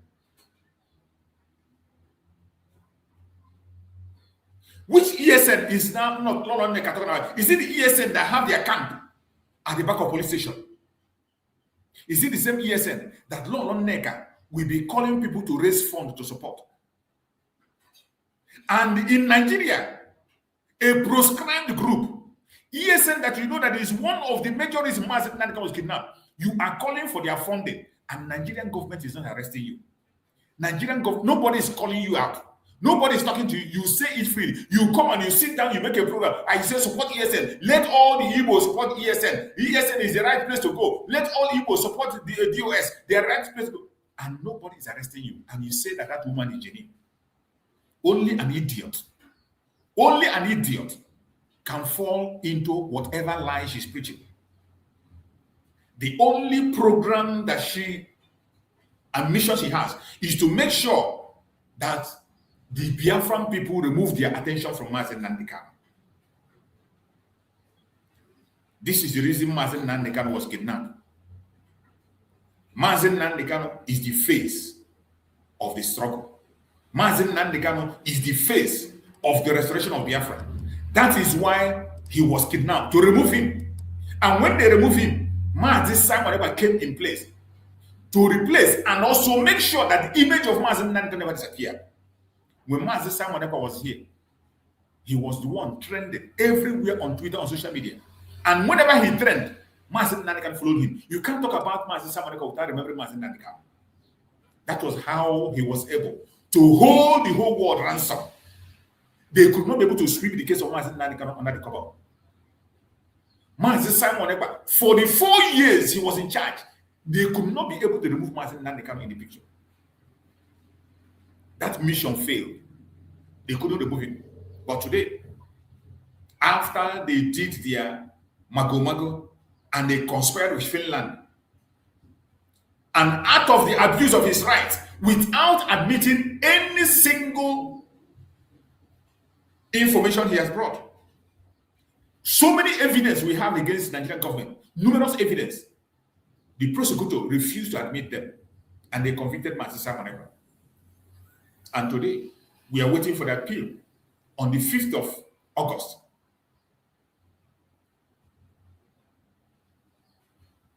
And that should be your concern. So whenever you see me speaking about leadership, I am speaking about our supreme leader, Mazi Nnamdi Kanu, and our Prime Minister, Mazi Nnamdi, because they have proven themselves with what they did. They brought us to where we are today, and they are the face of the struggle.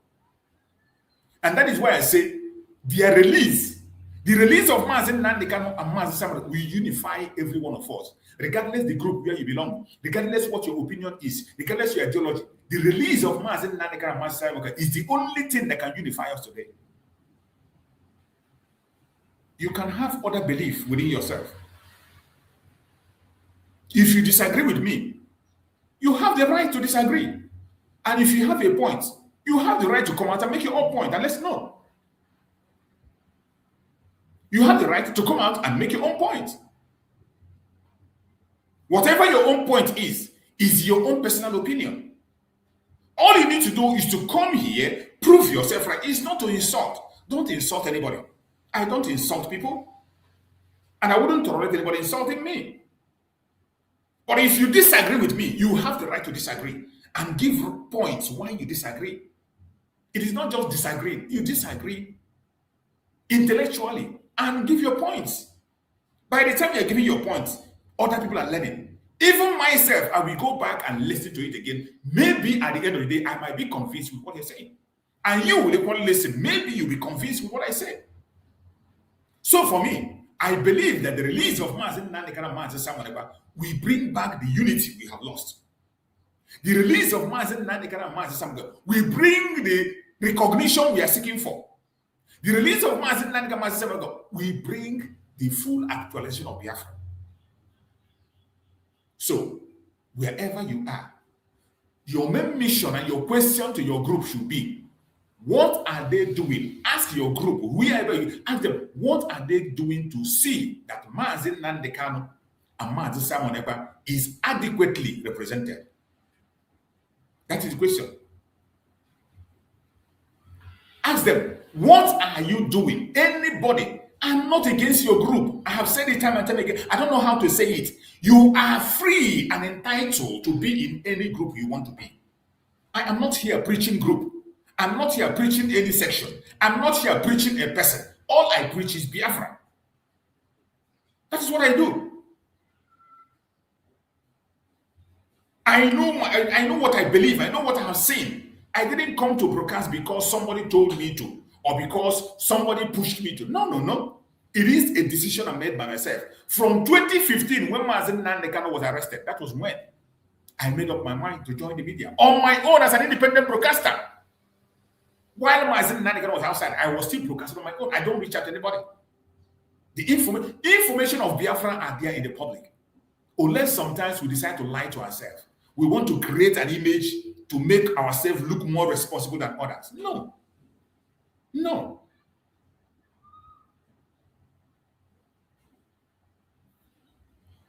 We must continue to focus on the reality.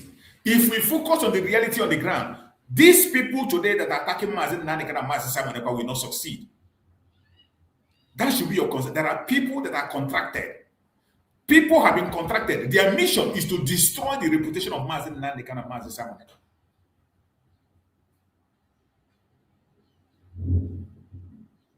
That is their mission.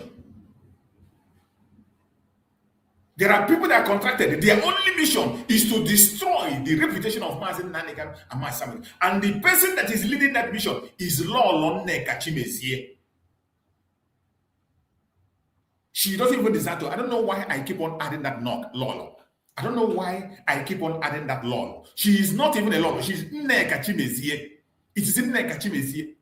Sorry to add that Lolo because we have people that answer Lolo in Biafra land are people that have good reputation. People that don't lie to themselves. People that speak the truth.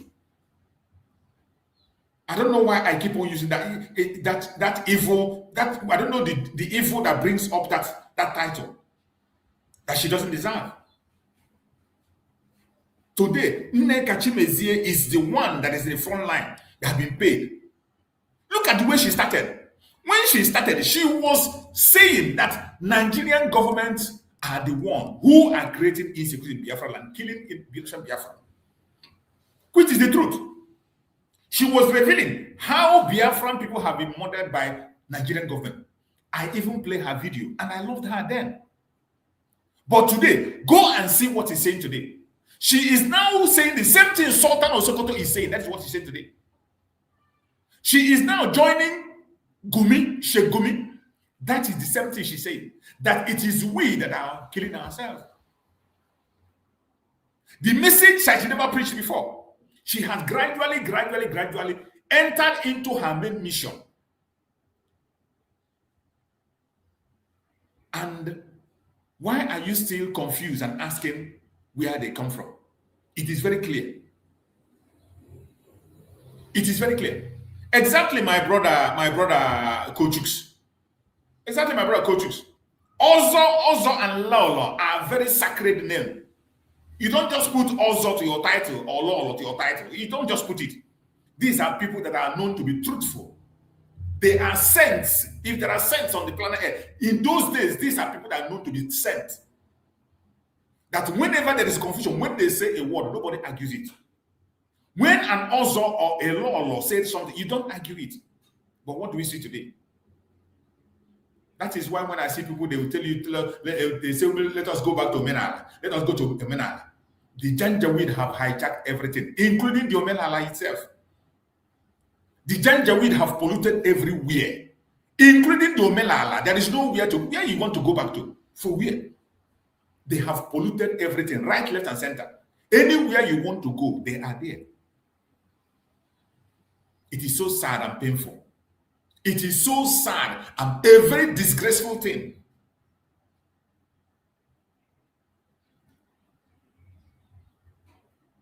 And the most painful, I don't know how you feel it as a Biafran, the one that worries me. I don't care about people that abuse me or talk nonsense about me or distract me. My pain are the people that on their camera and all they do is to attack our leader, Mazi Nnamdi Kanu and Mazi Simon Ekpa.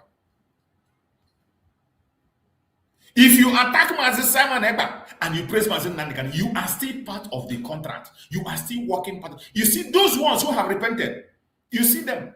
Those ones who were with the DOS before, they apologized to Mazi Simon Ekpa. That is what is called a genuine repentance.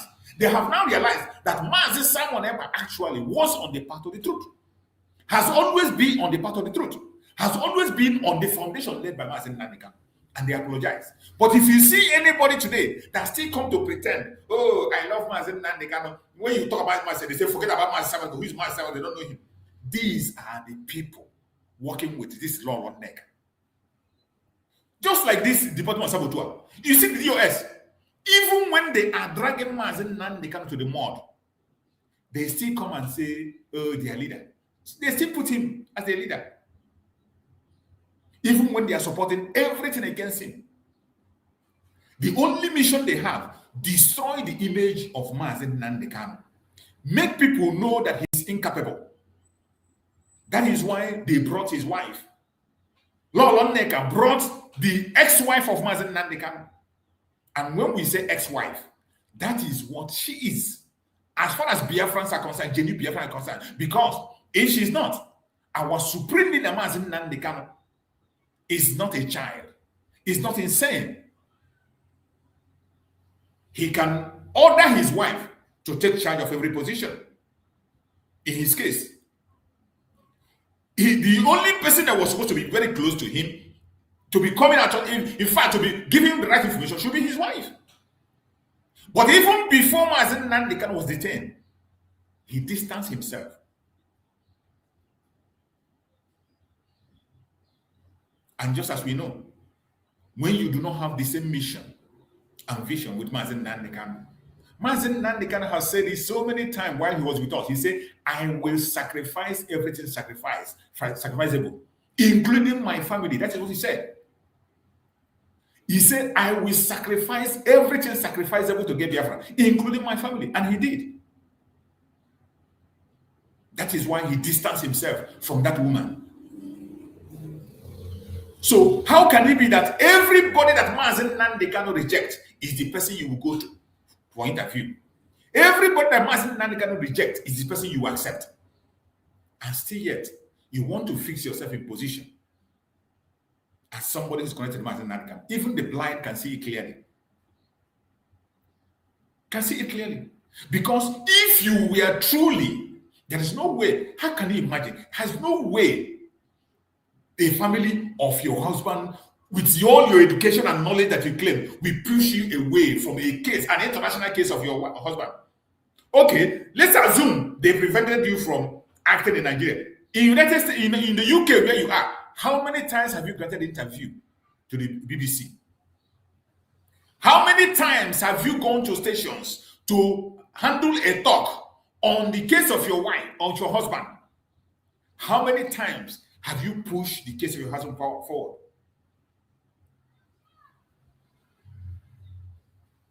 That speaks volume. And that was why, if you listen to the interview, it was very shameful. You came out and you are denigrating the family where you are married into. In Biafra land, in our culture, one person doesn't marry a wife. A community marries a wife. Community came together and married a wife. One person doesn't marry a wife in our land. The community comes together and marry a wife. And that community that came to marry you will make sure they protect your interest. In that community, there's no way the entire community will be against you. Everybody will just be against you. Every member of the family will get for no reason. It doesn't happen. It doesn't happen. Whenever there is that kind of distance between you and your family, there is something very, very wrong. Even when your husband is alive, not even that your husband is dead, your husband is alive, and the family distance themselves from you, there must be something very, very wrong.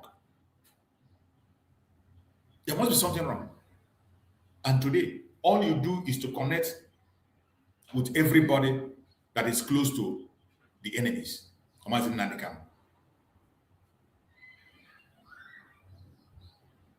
All you do today is to connect to everybody. Anyone that you know is against Mazi Nnamdi Kanu, you go and grant the interview to them. Anyone that Mazi Nnamdi Kanu distance himself from, you go and connect yourself to them. And tell me, what do you intend to gain? What do you intend to gain? What do you intend to gain? The only thing you will gain is destruction upon yourself. The only thing, we saw Mandela, after Mandela fought, we saw even Winnie Mandela, what transpired. Winnie Mandela fought for his husband, but never brought any internal issues in the public. They never spoke to anyone. A sensible and credible woman that still wants to maintain her family can never come to the public to bring the issue of the family to the public. You don't. A woman, can never come and begin to talk down on the family that you are married to. No matter the situation, you cannot come out and begin to talk down on the family that you are married to. It doesn't happen. It doesn't happen. The only people that does that are people who are not connected to the family. There must be something wrong somewhere. And it's only people that are pretending, only idiots, only people that are blind and deaf and dumb that cannot understand. But I know there are Biafrans that are very intelligent. There are Biafrans, and there is nothing on the planet Earth that you will do to destroy the image of Mazi Nnamdi Kanu that he has built. Because as I said before, Mazi Nnamdi Kanu earned his respect. Mazi Nnamdi Kanu did not force respect. It took him almost 20 good years, 2 decades, to build to this very level that he is. It took sacrifice. It took blood. It took imprisonment for him to get this level. And he has refused to sell out. So the credibility of Mazi Nnamdi Kanu cannot be challenged, not even by an unborn baby. Cannot be challenged. So when you see this bunch of clowns have been paid today, that call themselves the President of Sabotu, headed by Nega, when you see them parade themselves, we know they are going to end the shame. They are going to end the shame. Today they have matched themselves together. They are bringing all of them today, including Ifeanyi Ejiofor, the Karawat lawyer, and the deputy of Mazi Nnamdi Kanu. All of them today are assembling. What is the mission? Destroy the reputation of Mazi Nnamdi Kanu. Destroy everything he stands for. That is the only mission they have. And tell me, if the world today are hearing the kind of things they are saying, what do you think that they would? What do you think that the world will feel? Do you think that they will feel that we are ready? So when I'm talking about we losing ground and somebody will come and challenge me, why do I say that? When the world see what this department was able to do, if it was when we had a volume on when Mazi Nnamdi was here, you know, we were in charge of the media. Even Nigerian government could not be able to challenge Mazi Nnamdi on media. They were crying and said that Mazi Nnamdi have taken over the media. But today they have taken back the media. That is why the DOS have the confidence to come out and attack Mazi Nnamdi Kanu. As if their own voice is louder than our own, because we are not even talking about it. We left what we are supposed to do. We are busy engaging ourselves and attacking ourselves. Now they have the ground to come out and begin to talk. But there was a time that their voice is not heard anywhere. Including the deputy of Mazi Nnamdi Kanu, who was in charge of Biafra Radio. When he left, he disappeared. Nobody could see him. With this radio Biafra they still have, they disappeared in the hands of Pastor Simon Ekpa. They couldn't do anything. But today they feel that we are weak. They feel that everywhere is weak. They have captured everywhere. They don't even care. They don't give a damn anymore. And when somebody complains about the situation, somebody will come and say, why do I say that? Somebody will come and ask me, why do I say that? If you have a superior argument other than that, come up and bring it and let's hear from you. The challenge before us is heavy. It is a heavy challenge, and we should not sleep on it. I will continue to say it. We should not sleep on it. We should continue to demand the unconditional release of Mazi Nnamdi Kanu. Continue to keep the memory of the sit at home alive, because the sit at home reminds the whole world that there are people who are still there calling and crying for their freedom. Every Monday, they can never forget Mazi Simon Ekpa. No matter how they pretend, every Monday they will remember him. Mazi Nnamdi Kanu, every Monday he will be remembered. The whole world will remember him. Whether people sit at home or they don't sit at home, whether people are responding or not, every Monday we will make sure that that memory is alive. It's an assignment that we must engage in. And I pray that wherever you are, keep your difference, keep your own difference. Let us pursue the unity of purpose. Self-determination is not a crime. It is a right, not a privilege. A right supported by international law, supported by African peoples and human rights law, supported by Nigerian law itself. But when it comes to Biafran people, they make us feel as if we are committing a crime for asking self-determination. And they want me to be silent and buy into that. That is impossible. Never, ever, not in this life. It is a shame. I can see my brother Coach Hughes here. Coach Hughes, you're welcome. If you're free there, Coach Hughes, unmute yourself and speak to us, Coach Hughes. Yes. Good morning, Mazi. And you're welcome, my brother. Good morning, dear friends all over the world. Long time no see. Yes, so my brother, I'll go say I did now. Sometimes it happens. So long we are still alive, we continue to push it, my brother. No, so they thought they were going to break everybody that they see. But we have realized that word that Mazi Nnamdi Kanu said, that mental toughness, that is what we need. Yes. Without that mental toughness, we are not going to see that freedom that every one of us is taking. Because they see what is happening in Mali today. It is not that the people on ground is fighting back. It can be a thing of story today in Mali. That is what is going to happen to Nigeria if Nigeria youth did not take time. Yes, Mazi, choose. For what Kachimeje, what he is doing, every Biafran is supposed to know that the time that we find ourselves this moment, that every hidden thing, every one of them is ganging up. These they are ganging up is the only one agenda that they have is for them to fight this our freedom. Because you're not going to come out today, you say you like Mazi Nnamdi Kanu, but you do not like Mazi Simon Ekpa. Or you like Mazi Simon Ekpa, you do not like Mazi Nnamdi Kanu.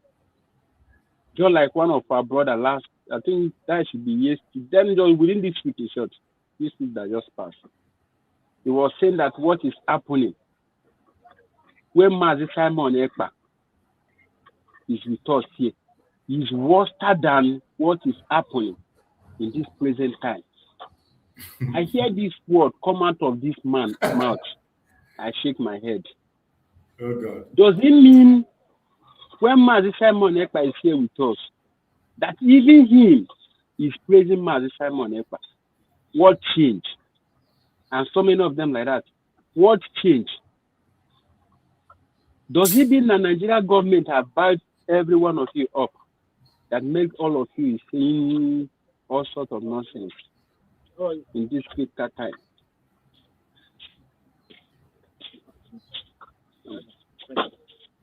Because I cannot even believe what is going on now. My brother, it's unbelievable. I cannot believe it.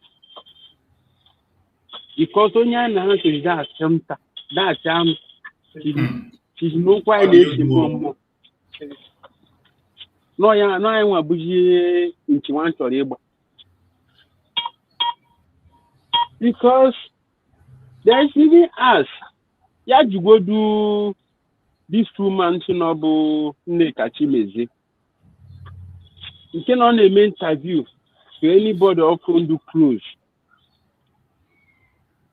To Onyendu. Yeah, you go to that woman, Ajuju. Give Meluda the same platform Onyendu Nje before. What happened to that platform? What happened to that platform? Why did you Mazi Simon allow to open at that platform? That is the sensitive question.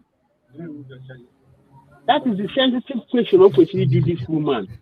Or Julia, or be able to do family matter. Ochefo na okunwelo when I ekwu is not about, is not Mazi Nnamdi Kanu. The freedom of Biafra is not Mazi Nnamdi Kanu. Mazi Nnamdi Kanu said the same thing. That Yalo today, if you say anything contrary about this freedom, exactly. Mazi Nnamdi Kanu said that. Yes. You're not going to bring family matter into a movement, into a freedom. And some of our people are still buying those ideas. Mazi Nnamdi Kanu said, Aduma Simon Ekpa said he's not against anybody. Mazi Simon Ekpa said the same thing. That he's not against anybody. What we are looking for is freedom. And that freedom, that is what we are going to get. Yes. Nigeria government is fighting against that freedom today. And they've paid so many of our people to fight this our leader they are talking about. And they are still buying those ideas. The radio Biafra that Mazi Nnamdi Kanu is broadcasting before. What changed in that radio Biafra? Likewise, if I need Jofo that is bringing closer today, that Nneka Chimeze is bringing closer. Who sacked Ifeanyi Jofo? Oh.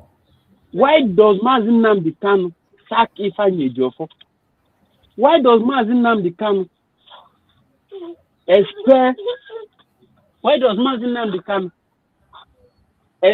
Uche Mefo in IPOB? That is the sensitive question this woman is supposed to be asking. Not all these things that is, not this family matter on this woman. She just wants to attack the personality of Mazi Nnamdi Kanu. That is why she's asking family issues. She doesn't care about Biafra. To destroy Mazi Nnamdi Kanu, that is her mission. It's just like you are bringing yourself and handing over to your enemy for them to destroy you. This woman, this is the high time for our people supposed to know that these people, as they are gathering themselves, is for them to destroy Mazi Nnamdi Kanu and destroy Mazi Simon Ekpa and destroy our freedom as well. Absolutely.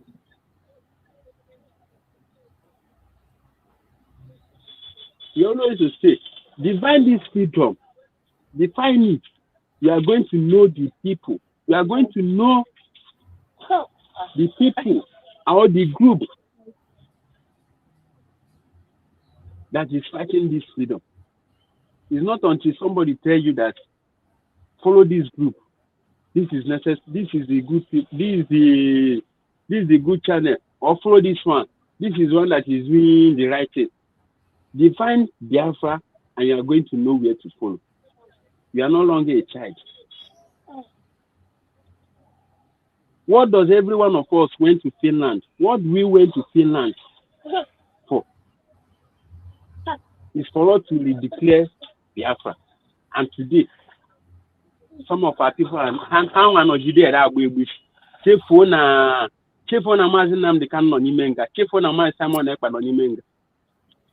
It's very painful.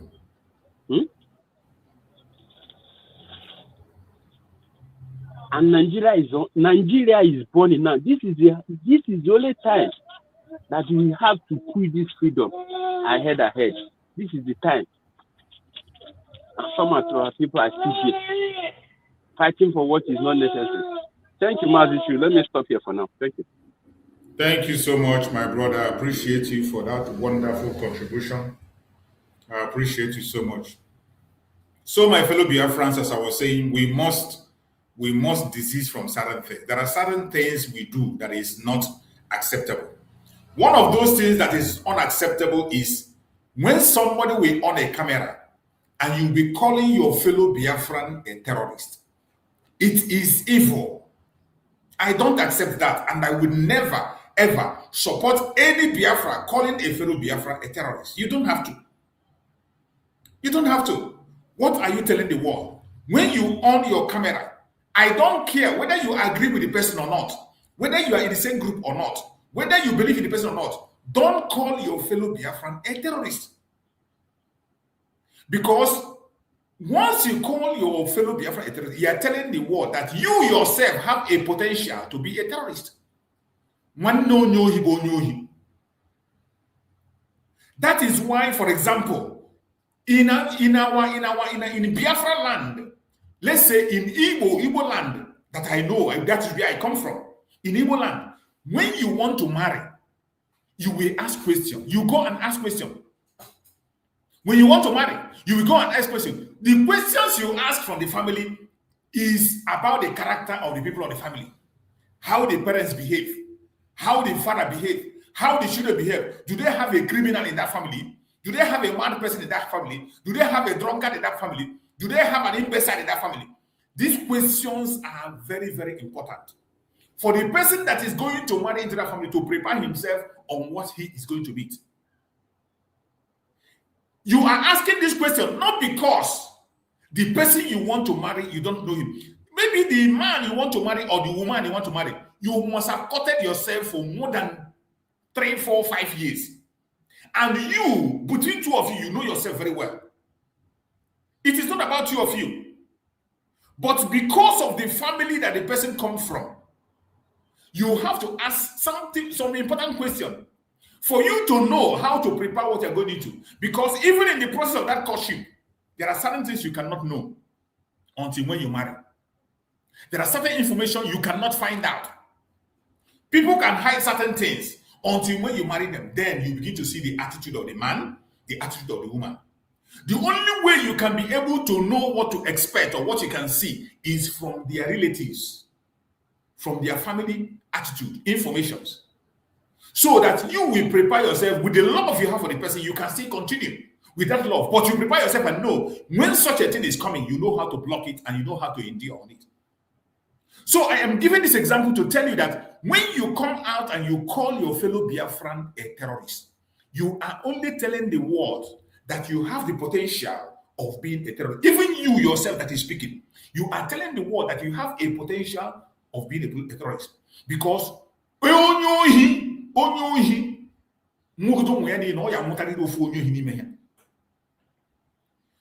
mad person,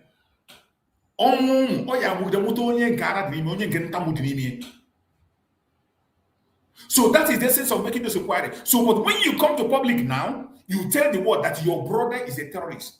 You are the brother and sister of a terrorist.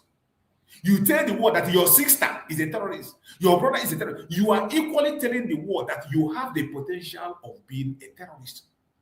And the whole world will be aware of you. If the world want to recognize you, they will be very careful. They will take a different direction and different measures before they can listen to you. Because after all, it is your own brother and your own sister that are confessing and say that this is your attitude. You see the danger. This is the danger of any Biafra opening his mouth. No matter whether you hate me or whether you like me or whoever it is or whether you like their opinion or not, don't call your fellow Biafran a name that you know will be attached to you yourself. Because as Biafrans, we are one family. As Biafrans, we are one family. That is why Mazi Nnamdi Kanu use that slogan, IPOB, one family. IPOB, one family. So whatever thing you see in one, there is a potential, there is a possibility that you see it in others.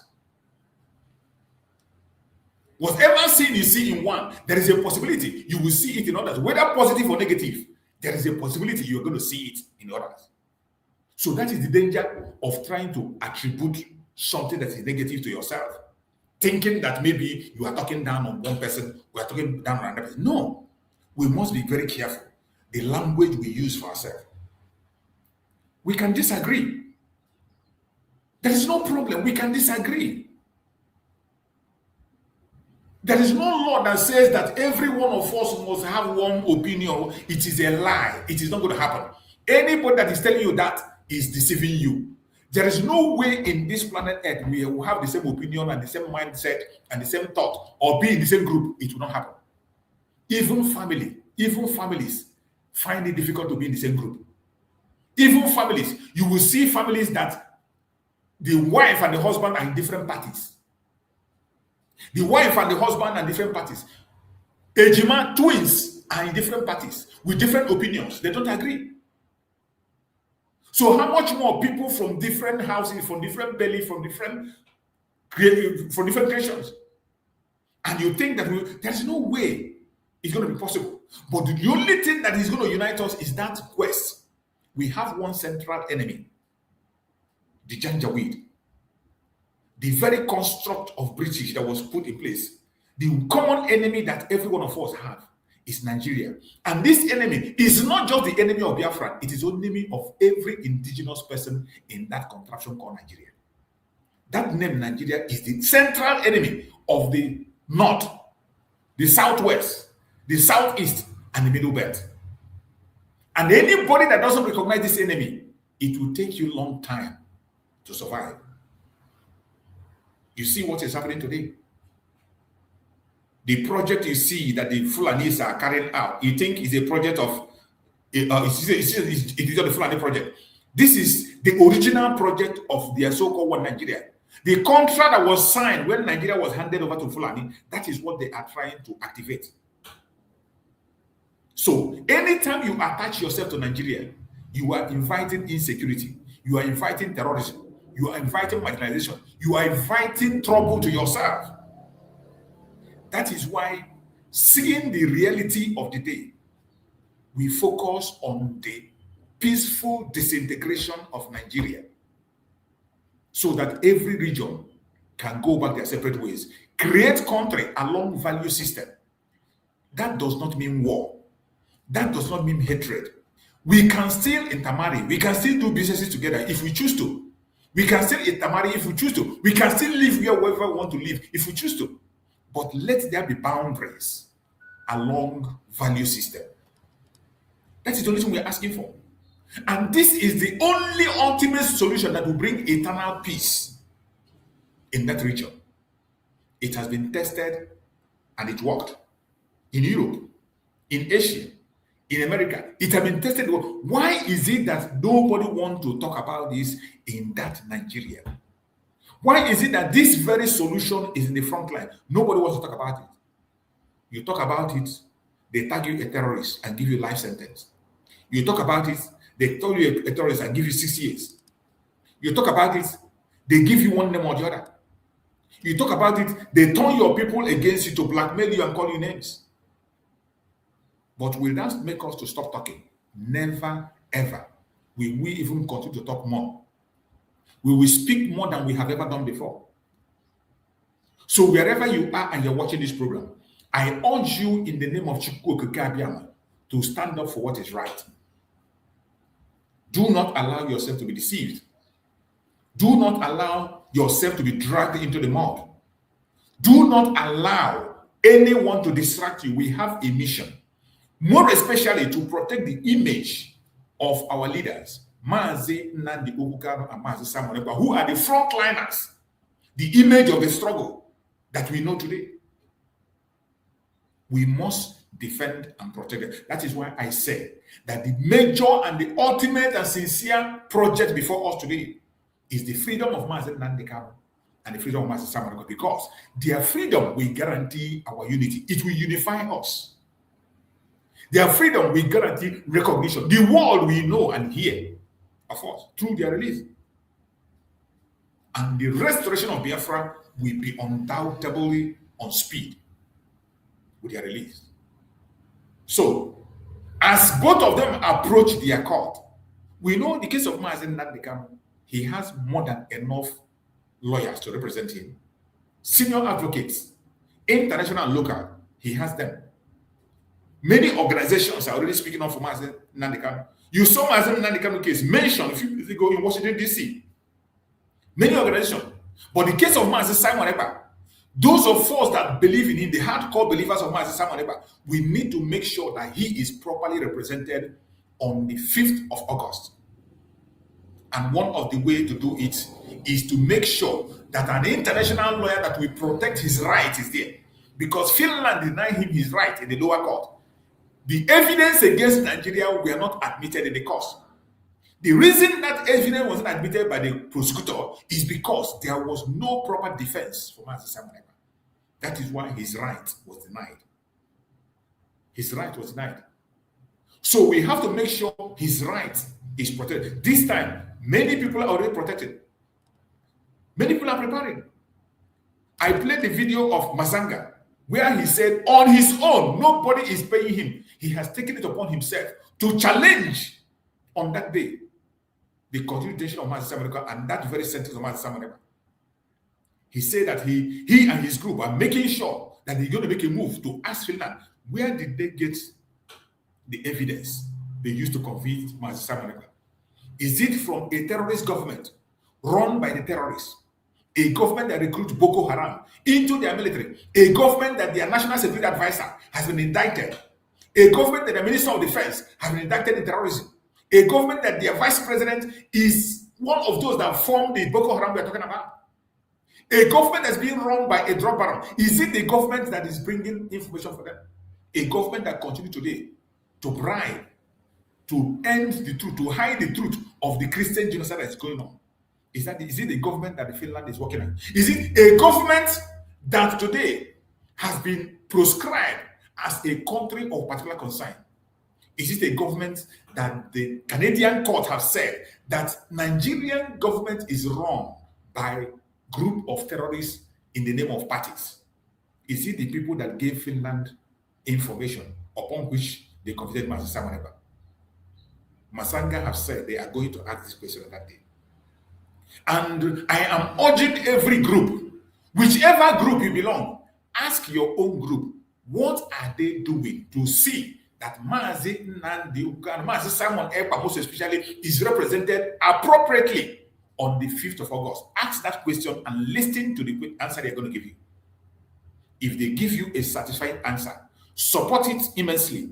If they tell you they are doing something on the ground, please go and support people that you know are doing something openly. I am not telling you or advising you to join any group. What I'm saying, support any plan to make sure that Mazi Simon Ekpa is appropriately represented. As it stands today, at least we know of some people who has done something and an international lawyer was employed. You have the access to call that lawyer. You have the access to write to that lawyer and ask questions. And the lawyer have explained how he is going to defend Mazi Simon Ekpa rights, to make sure that his rights is protected.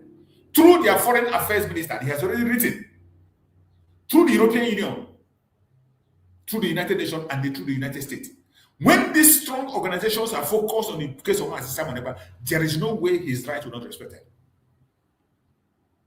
Mazi Simon Ekpa is almost serving all his term. That is one of the abuse of his rights. He's almost finishing his term before hearing his appeal. You can imagine. Almost finishing his term, because 6 years that he was given, he will serve only 3 years and he'll be out. It is day and night. And he's almost approaching that, and yet has not gotten his appeal. All this is an abuse of his rights, and they will all be addressed. How do they be addressed? It is by torchlighting these information through the international lawyer. It is not just representing Mazi Simon Ekpa inside the court. It is not about the inside court. The pressure that is coming from outside is what is going to change again. Just like the case of Mazi Nnamdi Kanu. Representation of Mazi Nnamdi Kanu in the court. You saw how it went with all the senior advocates. But what is waging war is the pressure from outside. And that is where we have to push it. So wherever you belong, please ask that genuine question. Don't fight anybody. Don't insult anybody. Whichever group you are, ask them quietly and sincerely, what are we doing to see that our Prime Minister, Mazi Simon Ekpa, is adequately represented on the 5th of August in his appeal court? And listen to what they're going to say. It is important because the freedom of Mazi Simon Ekpa, Mazi Nnamdi Kanu, as I said before, we guarantee our unity. It will guarantee our recognition. It will guarantee our full restoration of Biafra, which is what we are supposed to be focusing on. So, my fellow Biafra, no matter how difficult it is, no matter how hard it is, continue to focus. Don't join this narrative that the Biafrans are killing themselves. Don't join the narrative of Gumi, the narrative of Sultan of Sokoto, the narrative of Soludo, the narrative of Nneka, the narrative of Iken Gauruado, the narrative of the DOS. Don't join them that we are cleaning ourselves. This is Nigerian narrative. And today they are pushing it. When they push it, they will push you and make you buy into that narrative. We are not buying it. The people that orchestrate the terrorism in Nigeria today, in Biafra land especially, is Nigerian government. And I have said it over and over again. And our Prime Minister, Mazi Nnamdi, said it in his video that I played at the beginning of the video. If you didn't watch that beginning of this video, go and watch the video where Mazi Nnamdi was explaining what Soludo said when he was contesting for governor. That the PDP of Andy Obaden, we are the people who orchestrate kidnapping and insecurity in Anambra State. But all of a sudden, they twist around and begin to blame Mazi Nnamdi of something he knows nothing about. They decide to change the narrative. And today, they are the same people changing the narrative to say that we are the one cleaning ourselves. Don't buy into it. When you come online, you abuse your brother, you abuse your sister, and call your brother or your sister a terrorist. When you do that, you are buying into their narrative unknowingly. You are speaking against yourself unknowingly. You are causing confusion and creating distraction unknowingly. We must mind what we speak. This is a critical time. Whatever subject we discuss must be properly defined and arranged. Whatever topic you discuss must be properly defined and arranged. It is not composed. If you are tired of speaking, you don't have a word, you are free to relax and take a break. You are free. If you are tired, you are free to take a break. Nobody's going to force you. But for you to begin to fight against what we all, just like my brother Chuks was saying, just like my brother was saying, Coach Chuks was saying, that today you will see people that we are fighting for Biafra together today. They are the one that are standing in with using their platform to attack the image of the struggle. These members of DOS that are speaking, so many of them, I have a whole state program with them, promoting Mazi Nnamdi Kanu, fought because of Mazi Nnamdi Kanu, protect the image of Mazi Nnamdi Kanu, promoted the struggle. But today, the same platform is what they are using against the man that made them. Some people who we stood together to protect and defend Mazi Simon Ekpa, who joined me on program here, who I have stood on it, claiming to be one thing or the other. Today, they are the one today that are attacking Mazi Simon Ekpa. Some of them are claiming that they advise Mazi Simon Ekpa, and I begin to wonder, what useless advice did you give to Mazi Simon Ekpa? Some of them are protecting Mazi Simon Ekpa as a violent person. How is Mazi Simon Ekpa violent? How is Mazi Simon Ekpa violent? Because Mazi Simon Ekpa told you to defend yourself. Because Mazi Simon Ekpa preached about self-defense, which is a right, not a privilege. Self-defense that even Nigerian government preached. We saw it online when Nigerian government was preached self-defense. Minister of Defense in Nigeria preached it. The head of DSS preached it. Governors preached it. And when Mazi Samko preached it, it became a different thing. So how does that amount to Mazi Samko being violent? So many of us, with what we say today, we make Mazi Samko. How is Mazi Samko? Where on earth? In this program that I play, go back and listen to that program I played when I was starting this program. Mazi Samko said, I do not support the killing of anybody in Biafra land. Mazi Samko said it emphatically clear, in clear terms. In this program that I played before I started, he said it, I do not support the killing of anybody in Biafra land. But yet, they push everything on him. They blame him for everything. They attack him. They call him different kinds of names. It is sad. It is sad. It is so, so sad. And I pray that Chukwu Okukabiam will make us to reason properly. I pray that Chukwu Okukabiam will redirect our thought. For so many of us that have lost it, I pray that Chukwu Okukabiam will touch our heart so that we can come back and do what we're supposed to do. This battle is not for one person. One common thing that is very common is that the attack that is coming is against all of us. Don't think maybe because you are not talking about Biafra, they will not come after you. They will come after you. As long as you are from that territory, the old South region, it doesn't matter whether you talk about Biafra or not, they will come after you. And no matter the group you belong, no matter the title you give yourself, no matter the name you answer, they will come after you. If you are genuine, they must come after you. That is why you must focus on the collective interest of Biafran people. The purpose. When, no matter the group you belong, if you are genuine, they will definitely come after you. It's a question of time. They will come after you. Even the politicians, those in Nigeria who want Nigeria this, you see how they are coming after them. Their own is even worse. Their own is even worse. They will use them and they will bring, just like this law on NECA. To fear, not law. That NECA. Just like that NECA Chimezie, the day her own evil will fall on her, it will be very clear to everybody. The day her own thing, it will happen, and it will be very fast. Everyone that fought against Mazi Nnamdi Kanu, we saw how they ended. Her own is going to be devastating, and it's coming very fast.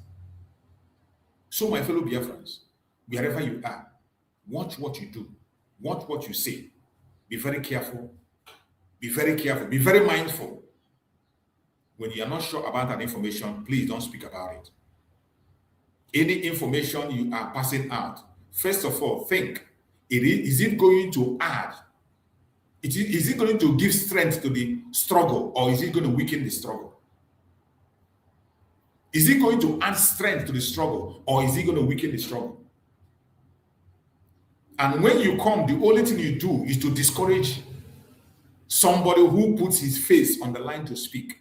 I don't know what you tend to gain. I don't know what you tend to gain. Some of you, they rejoice. When you see that your brother is in trouble, you rejoice. You rejoice at the fall of your brother, simply because your opinion and his own opinion are not the same. And you think it's going to be well with you. It's not going to be well with any one of you who continue on that path. And I pray that we change our mentality and our thought and do the right thing. And the time is now. May Chukwu Okukabia guide and protect every one of us. So on rounding up, I would like to get the closing remarks from my brother Coach Chooks, if you are still there. Coach Chooks, if you are still there, give me your closing remarks so that I can round up the program and catch up with some other things I have to do. Are you there, Coach Chooks? Yes, I'm here. Thank you. Okay. I think I'm coming out, bro. Yeah, I can hear you. Go ahead, my brother. Okay. Thank you so much for the time and everything that you continue to do. Every one of us is supposed to understand that this time, when Mazi Nnamdi Kanu talk about that mental toughness, it's not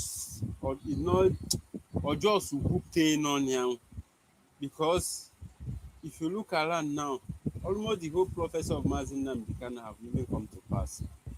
There's only one that remains, because this terrorism of a thing that is ravaging the whole country, Even though the whole Western, I mean the whole African short, but this of Nigeria is getting worse every day by day. Mazi Nnamdi Kanu said this thing, no be today, not yesterday. And the time is coming that him is going to stay one side, will be watching us. Mazi Simon Ekpa still repeated the same thing. That all these people that is fighting him is not because of him that fight, they are fighting him. It's for them to get us. And that word of Mazi Simon Ekpa has come to pass today. Ravaging the whole southeast, most especially Enugu State, that this terrorist is going deeper, deeper every day by day to take over our people, to kill our brothers and sisters. Every one of us is seeing it, and it's going on every day by day. It's not because they love us, but it's just because they want to take over southeast, which is Biafra land, and they are fighting for that every day by day. And Nigerian government, they are seeing it. The whole state in Nigeria is burning every day by day. The one that is happening in Kwara State, and other states like that, the whole world is seeing it. And even the federal government as well, they are seeing it, but they keep silent. Their priority is for them to win 2027 election. And now some of our people are still foolishing themselves. They are still joining City Boy movement. Have you ever seen Yoruba man, or have you seen any Hausa man that is in that City Boy movement? None. They just gather the prominent people in Igbo land. They call them City Boy movement. And they never want to wise. Until they use needle, point the two of our eyes. Because as we stand now, they have point one. The second one is about to go off before they know what they are doing.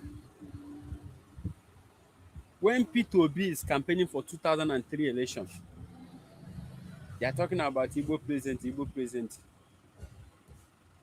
What is happening today?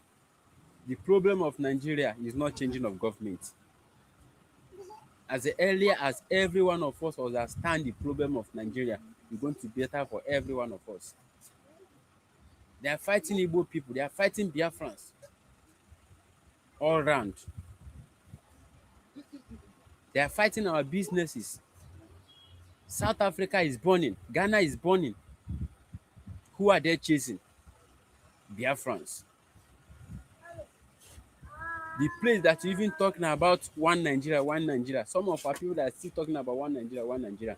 In that the same one Nigeria, they are destroying our businesses.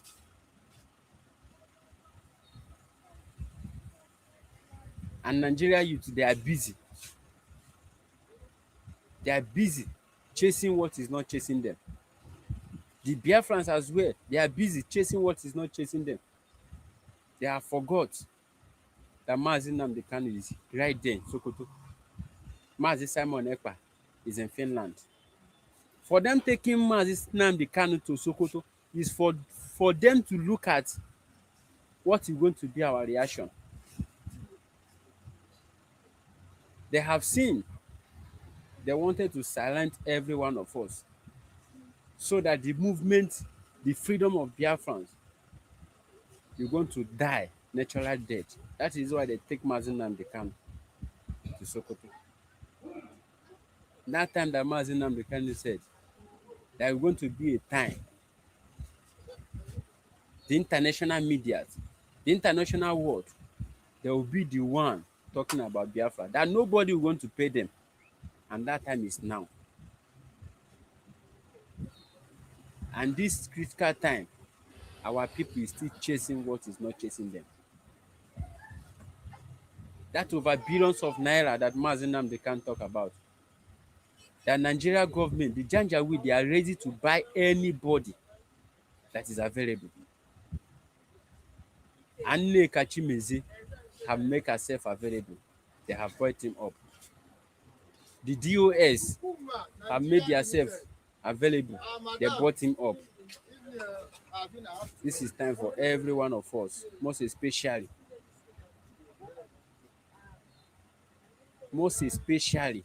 if you know what you are doing, you should still remember what every one of us went to Finland to do on 29th of November 2024.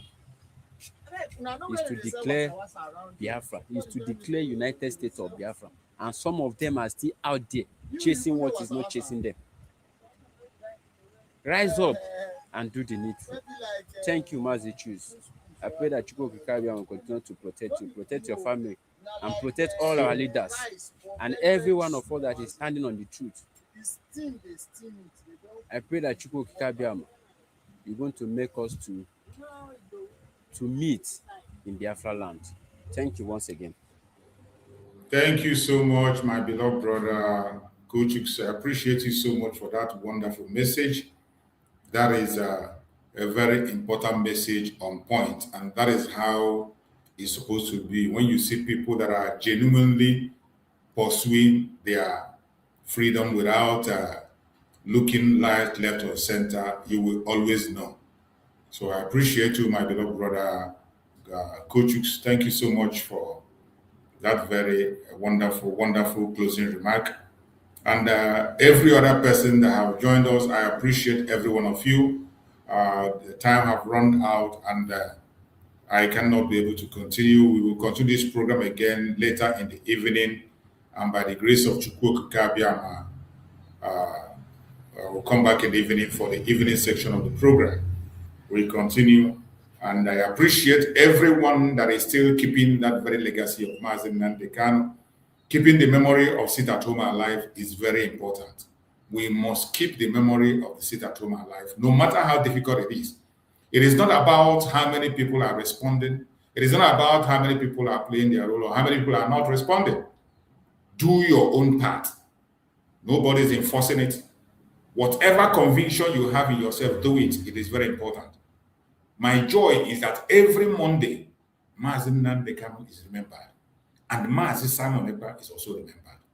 I pray that Chukwu Kabiam will continue to guide us, protect us, secure us, and lead us to that path, which is the path of freedom. May Chukwu Kabiam guide and protect every one of us, more especially people in Biafra land. It is not easy. Anybody that tells you it is easy is a liar. People in Biafra land who are facing the challenges, who are in the war front, facing the whole difficulties in the most difficult time, and yet they are still standing. A time where the Nigerian government is ready to buy anybody buyable, and you are still standing in Biafra land. May Chukwu Kabiam bless you abundantly and protect you. And I pray for our leaders, Mazi Nnamdi Kanu and Mazi Simon Ekpa, that Chukwu Kabiam will continue to guide and protect them, continue to secure them, continue to be with them. No weapon formed or fashioned against us as Biafran shall prosper. And no weapon formed or fashioned against our leaders, more especially Mazi Nnamdi Kanu and Mazi Simon Ekpa, who are in detention, no weapon formed or fashioned against them shall prosper. I appreciate every single one of you, and we're going to see you again in the evening by the grace of Chukwu Kabiam. Thank you so much. Stay blessed, and see you later in the day. Bye-bye, everybody.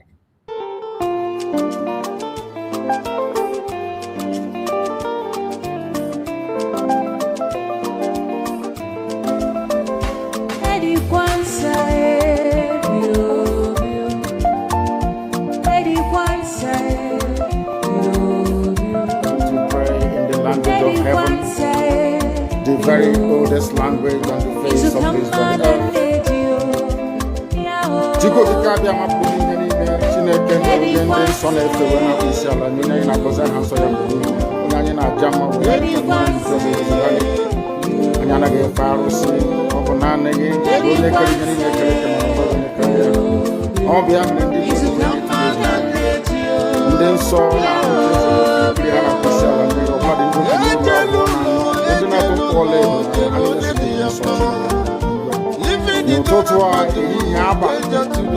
no one in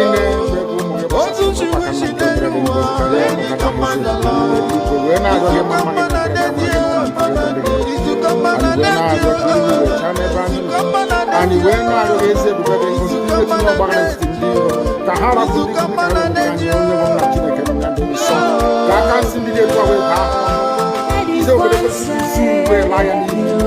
and you were not young. Because you will make a difference with your source and we're not going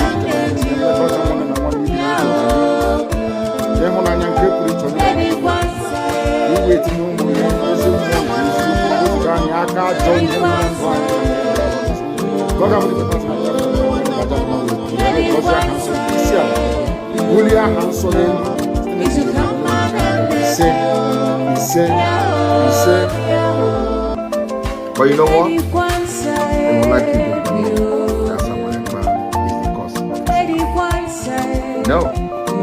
I am the solution, and the only way they can get to you is by kicking me out, which is not possible. I have come. Look with you. After I am done with Nigeria, Biafra will be free and enjoy freedom. Biafra will know the importance of freedom and what I'm going to do in 5 years to come. Thank you.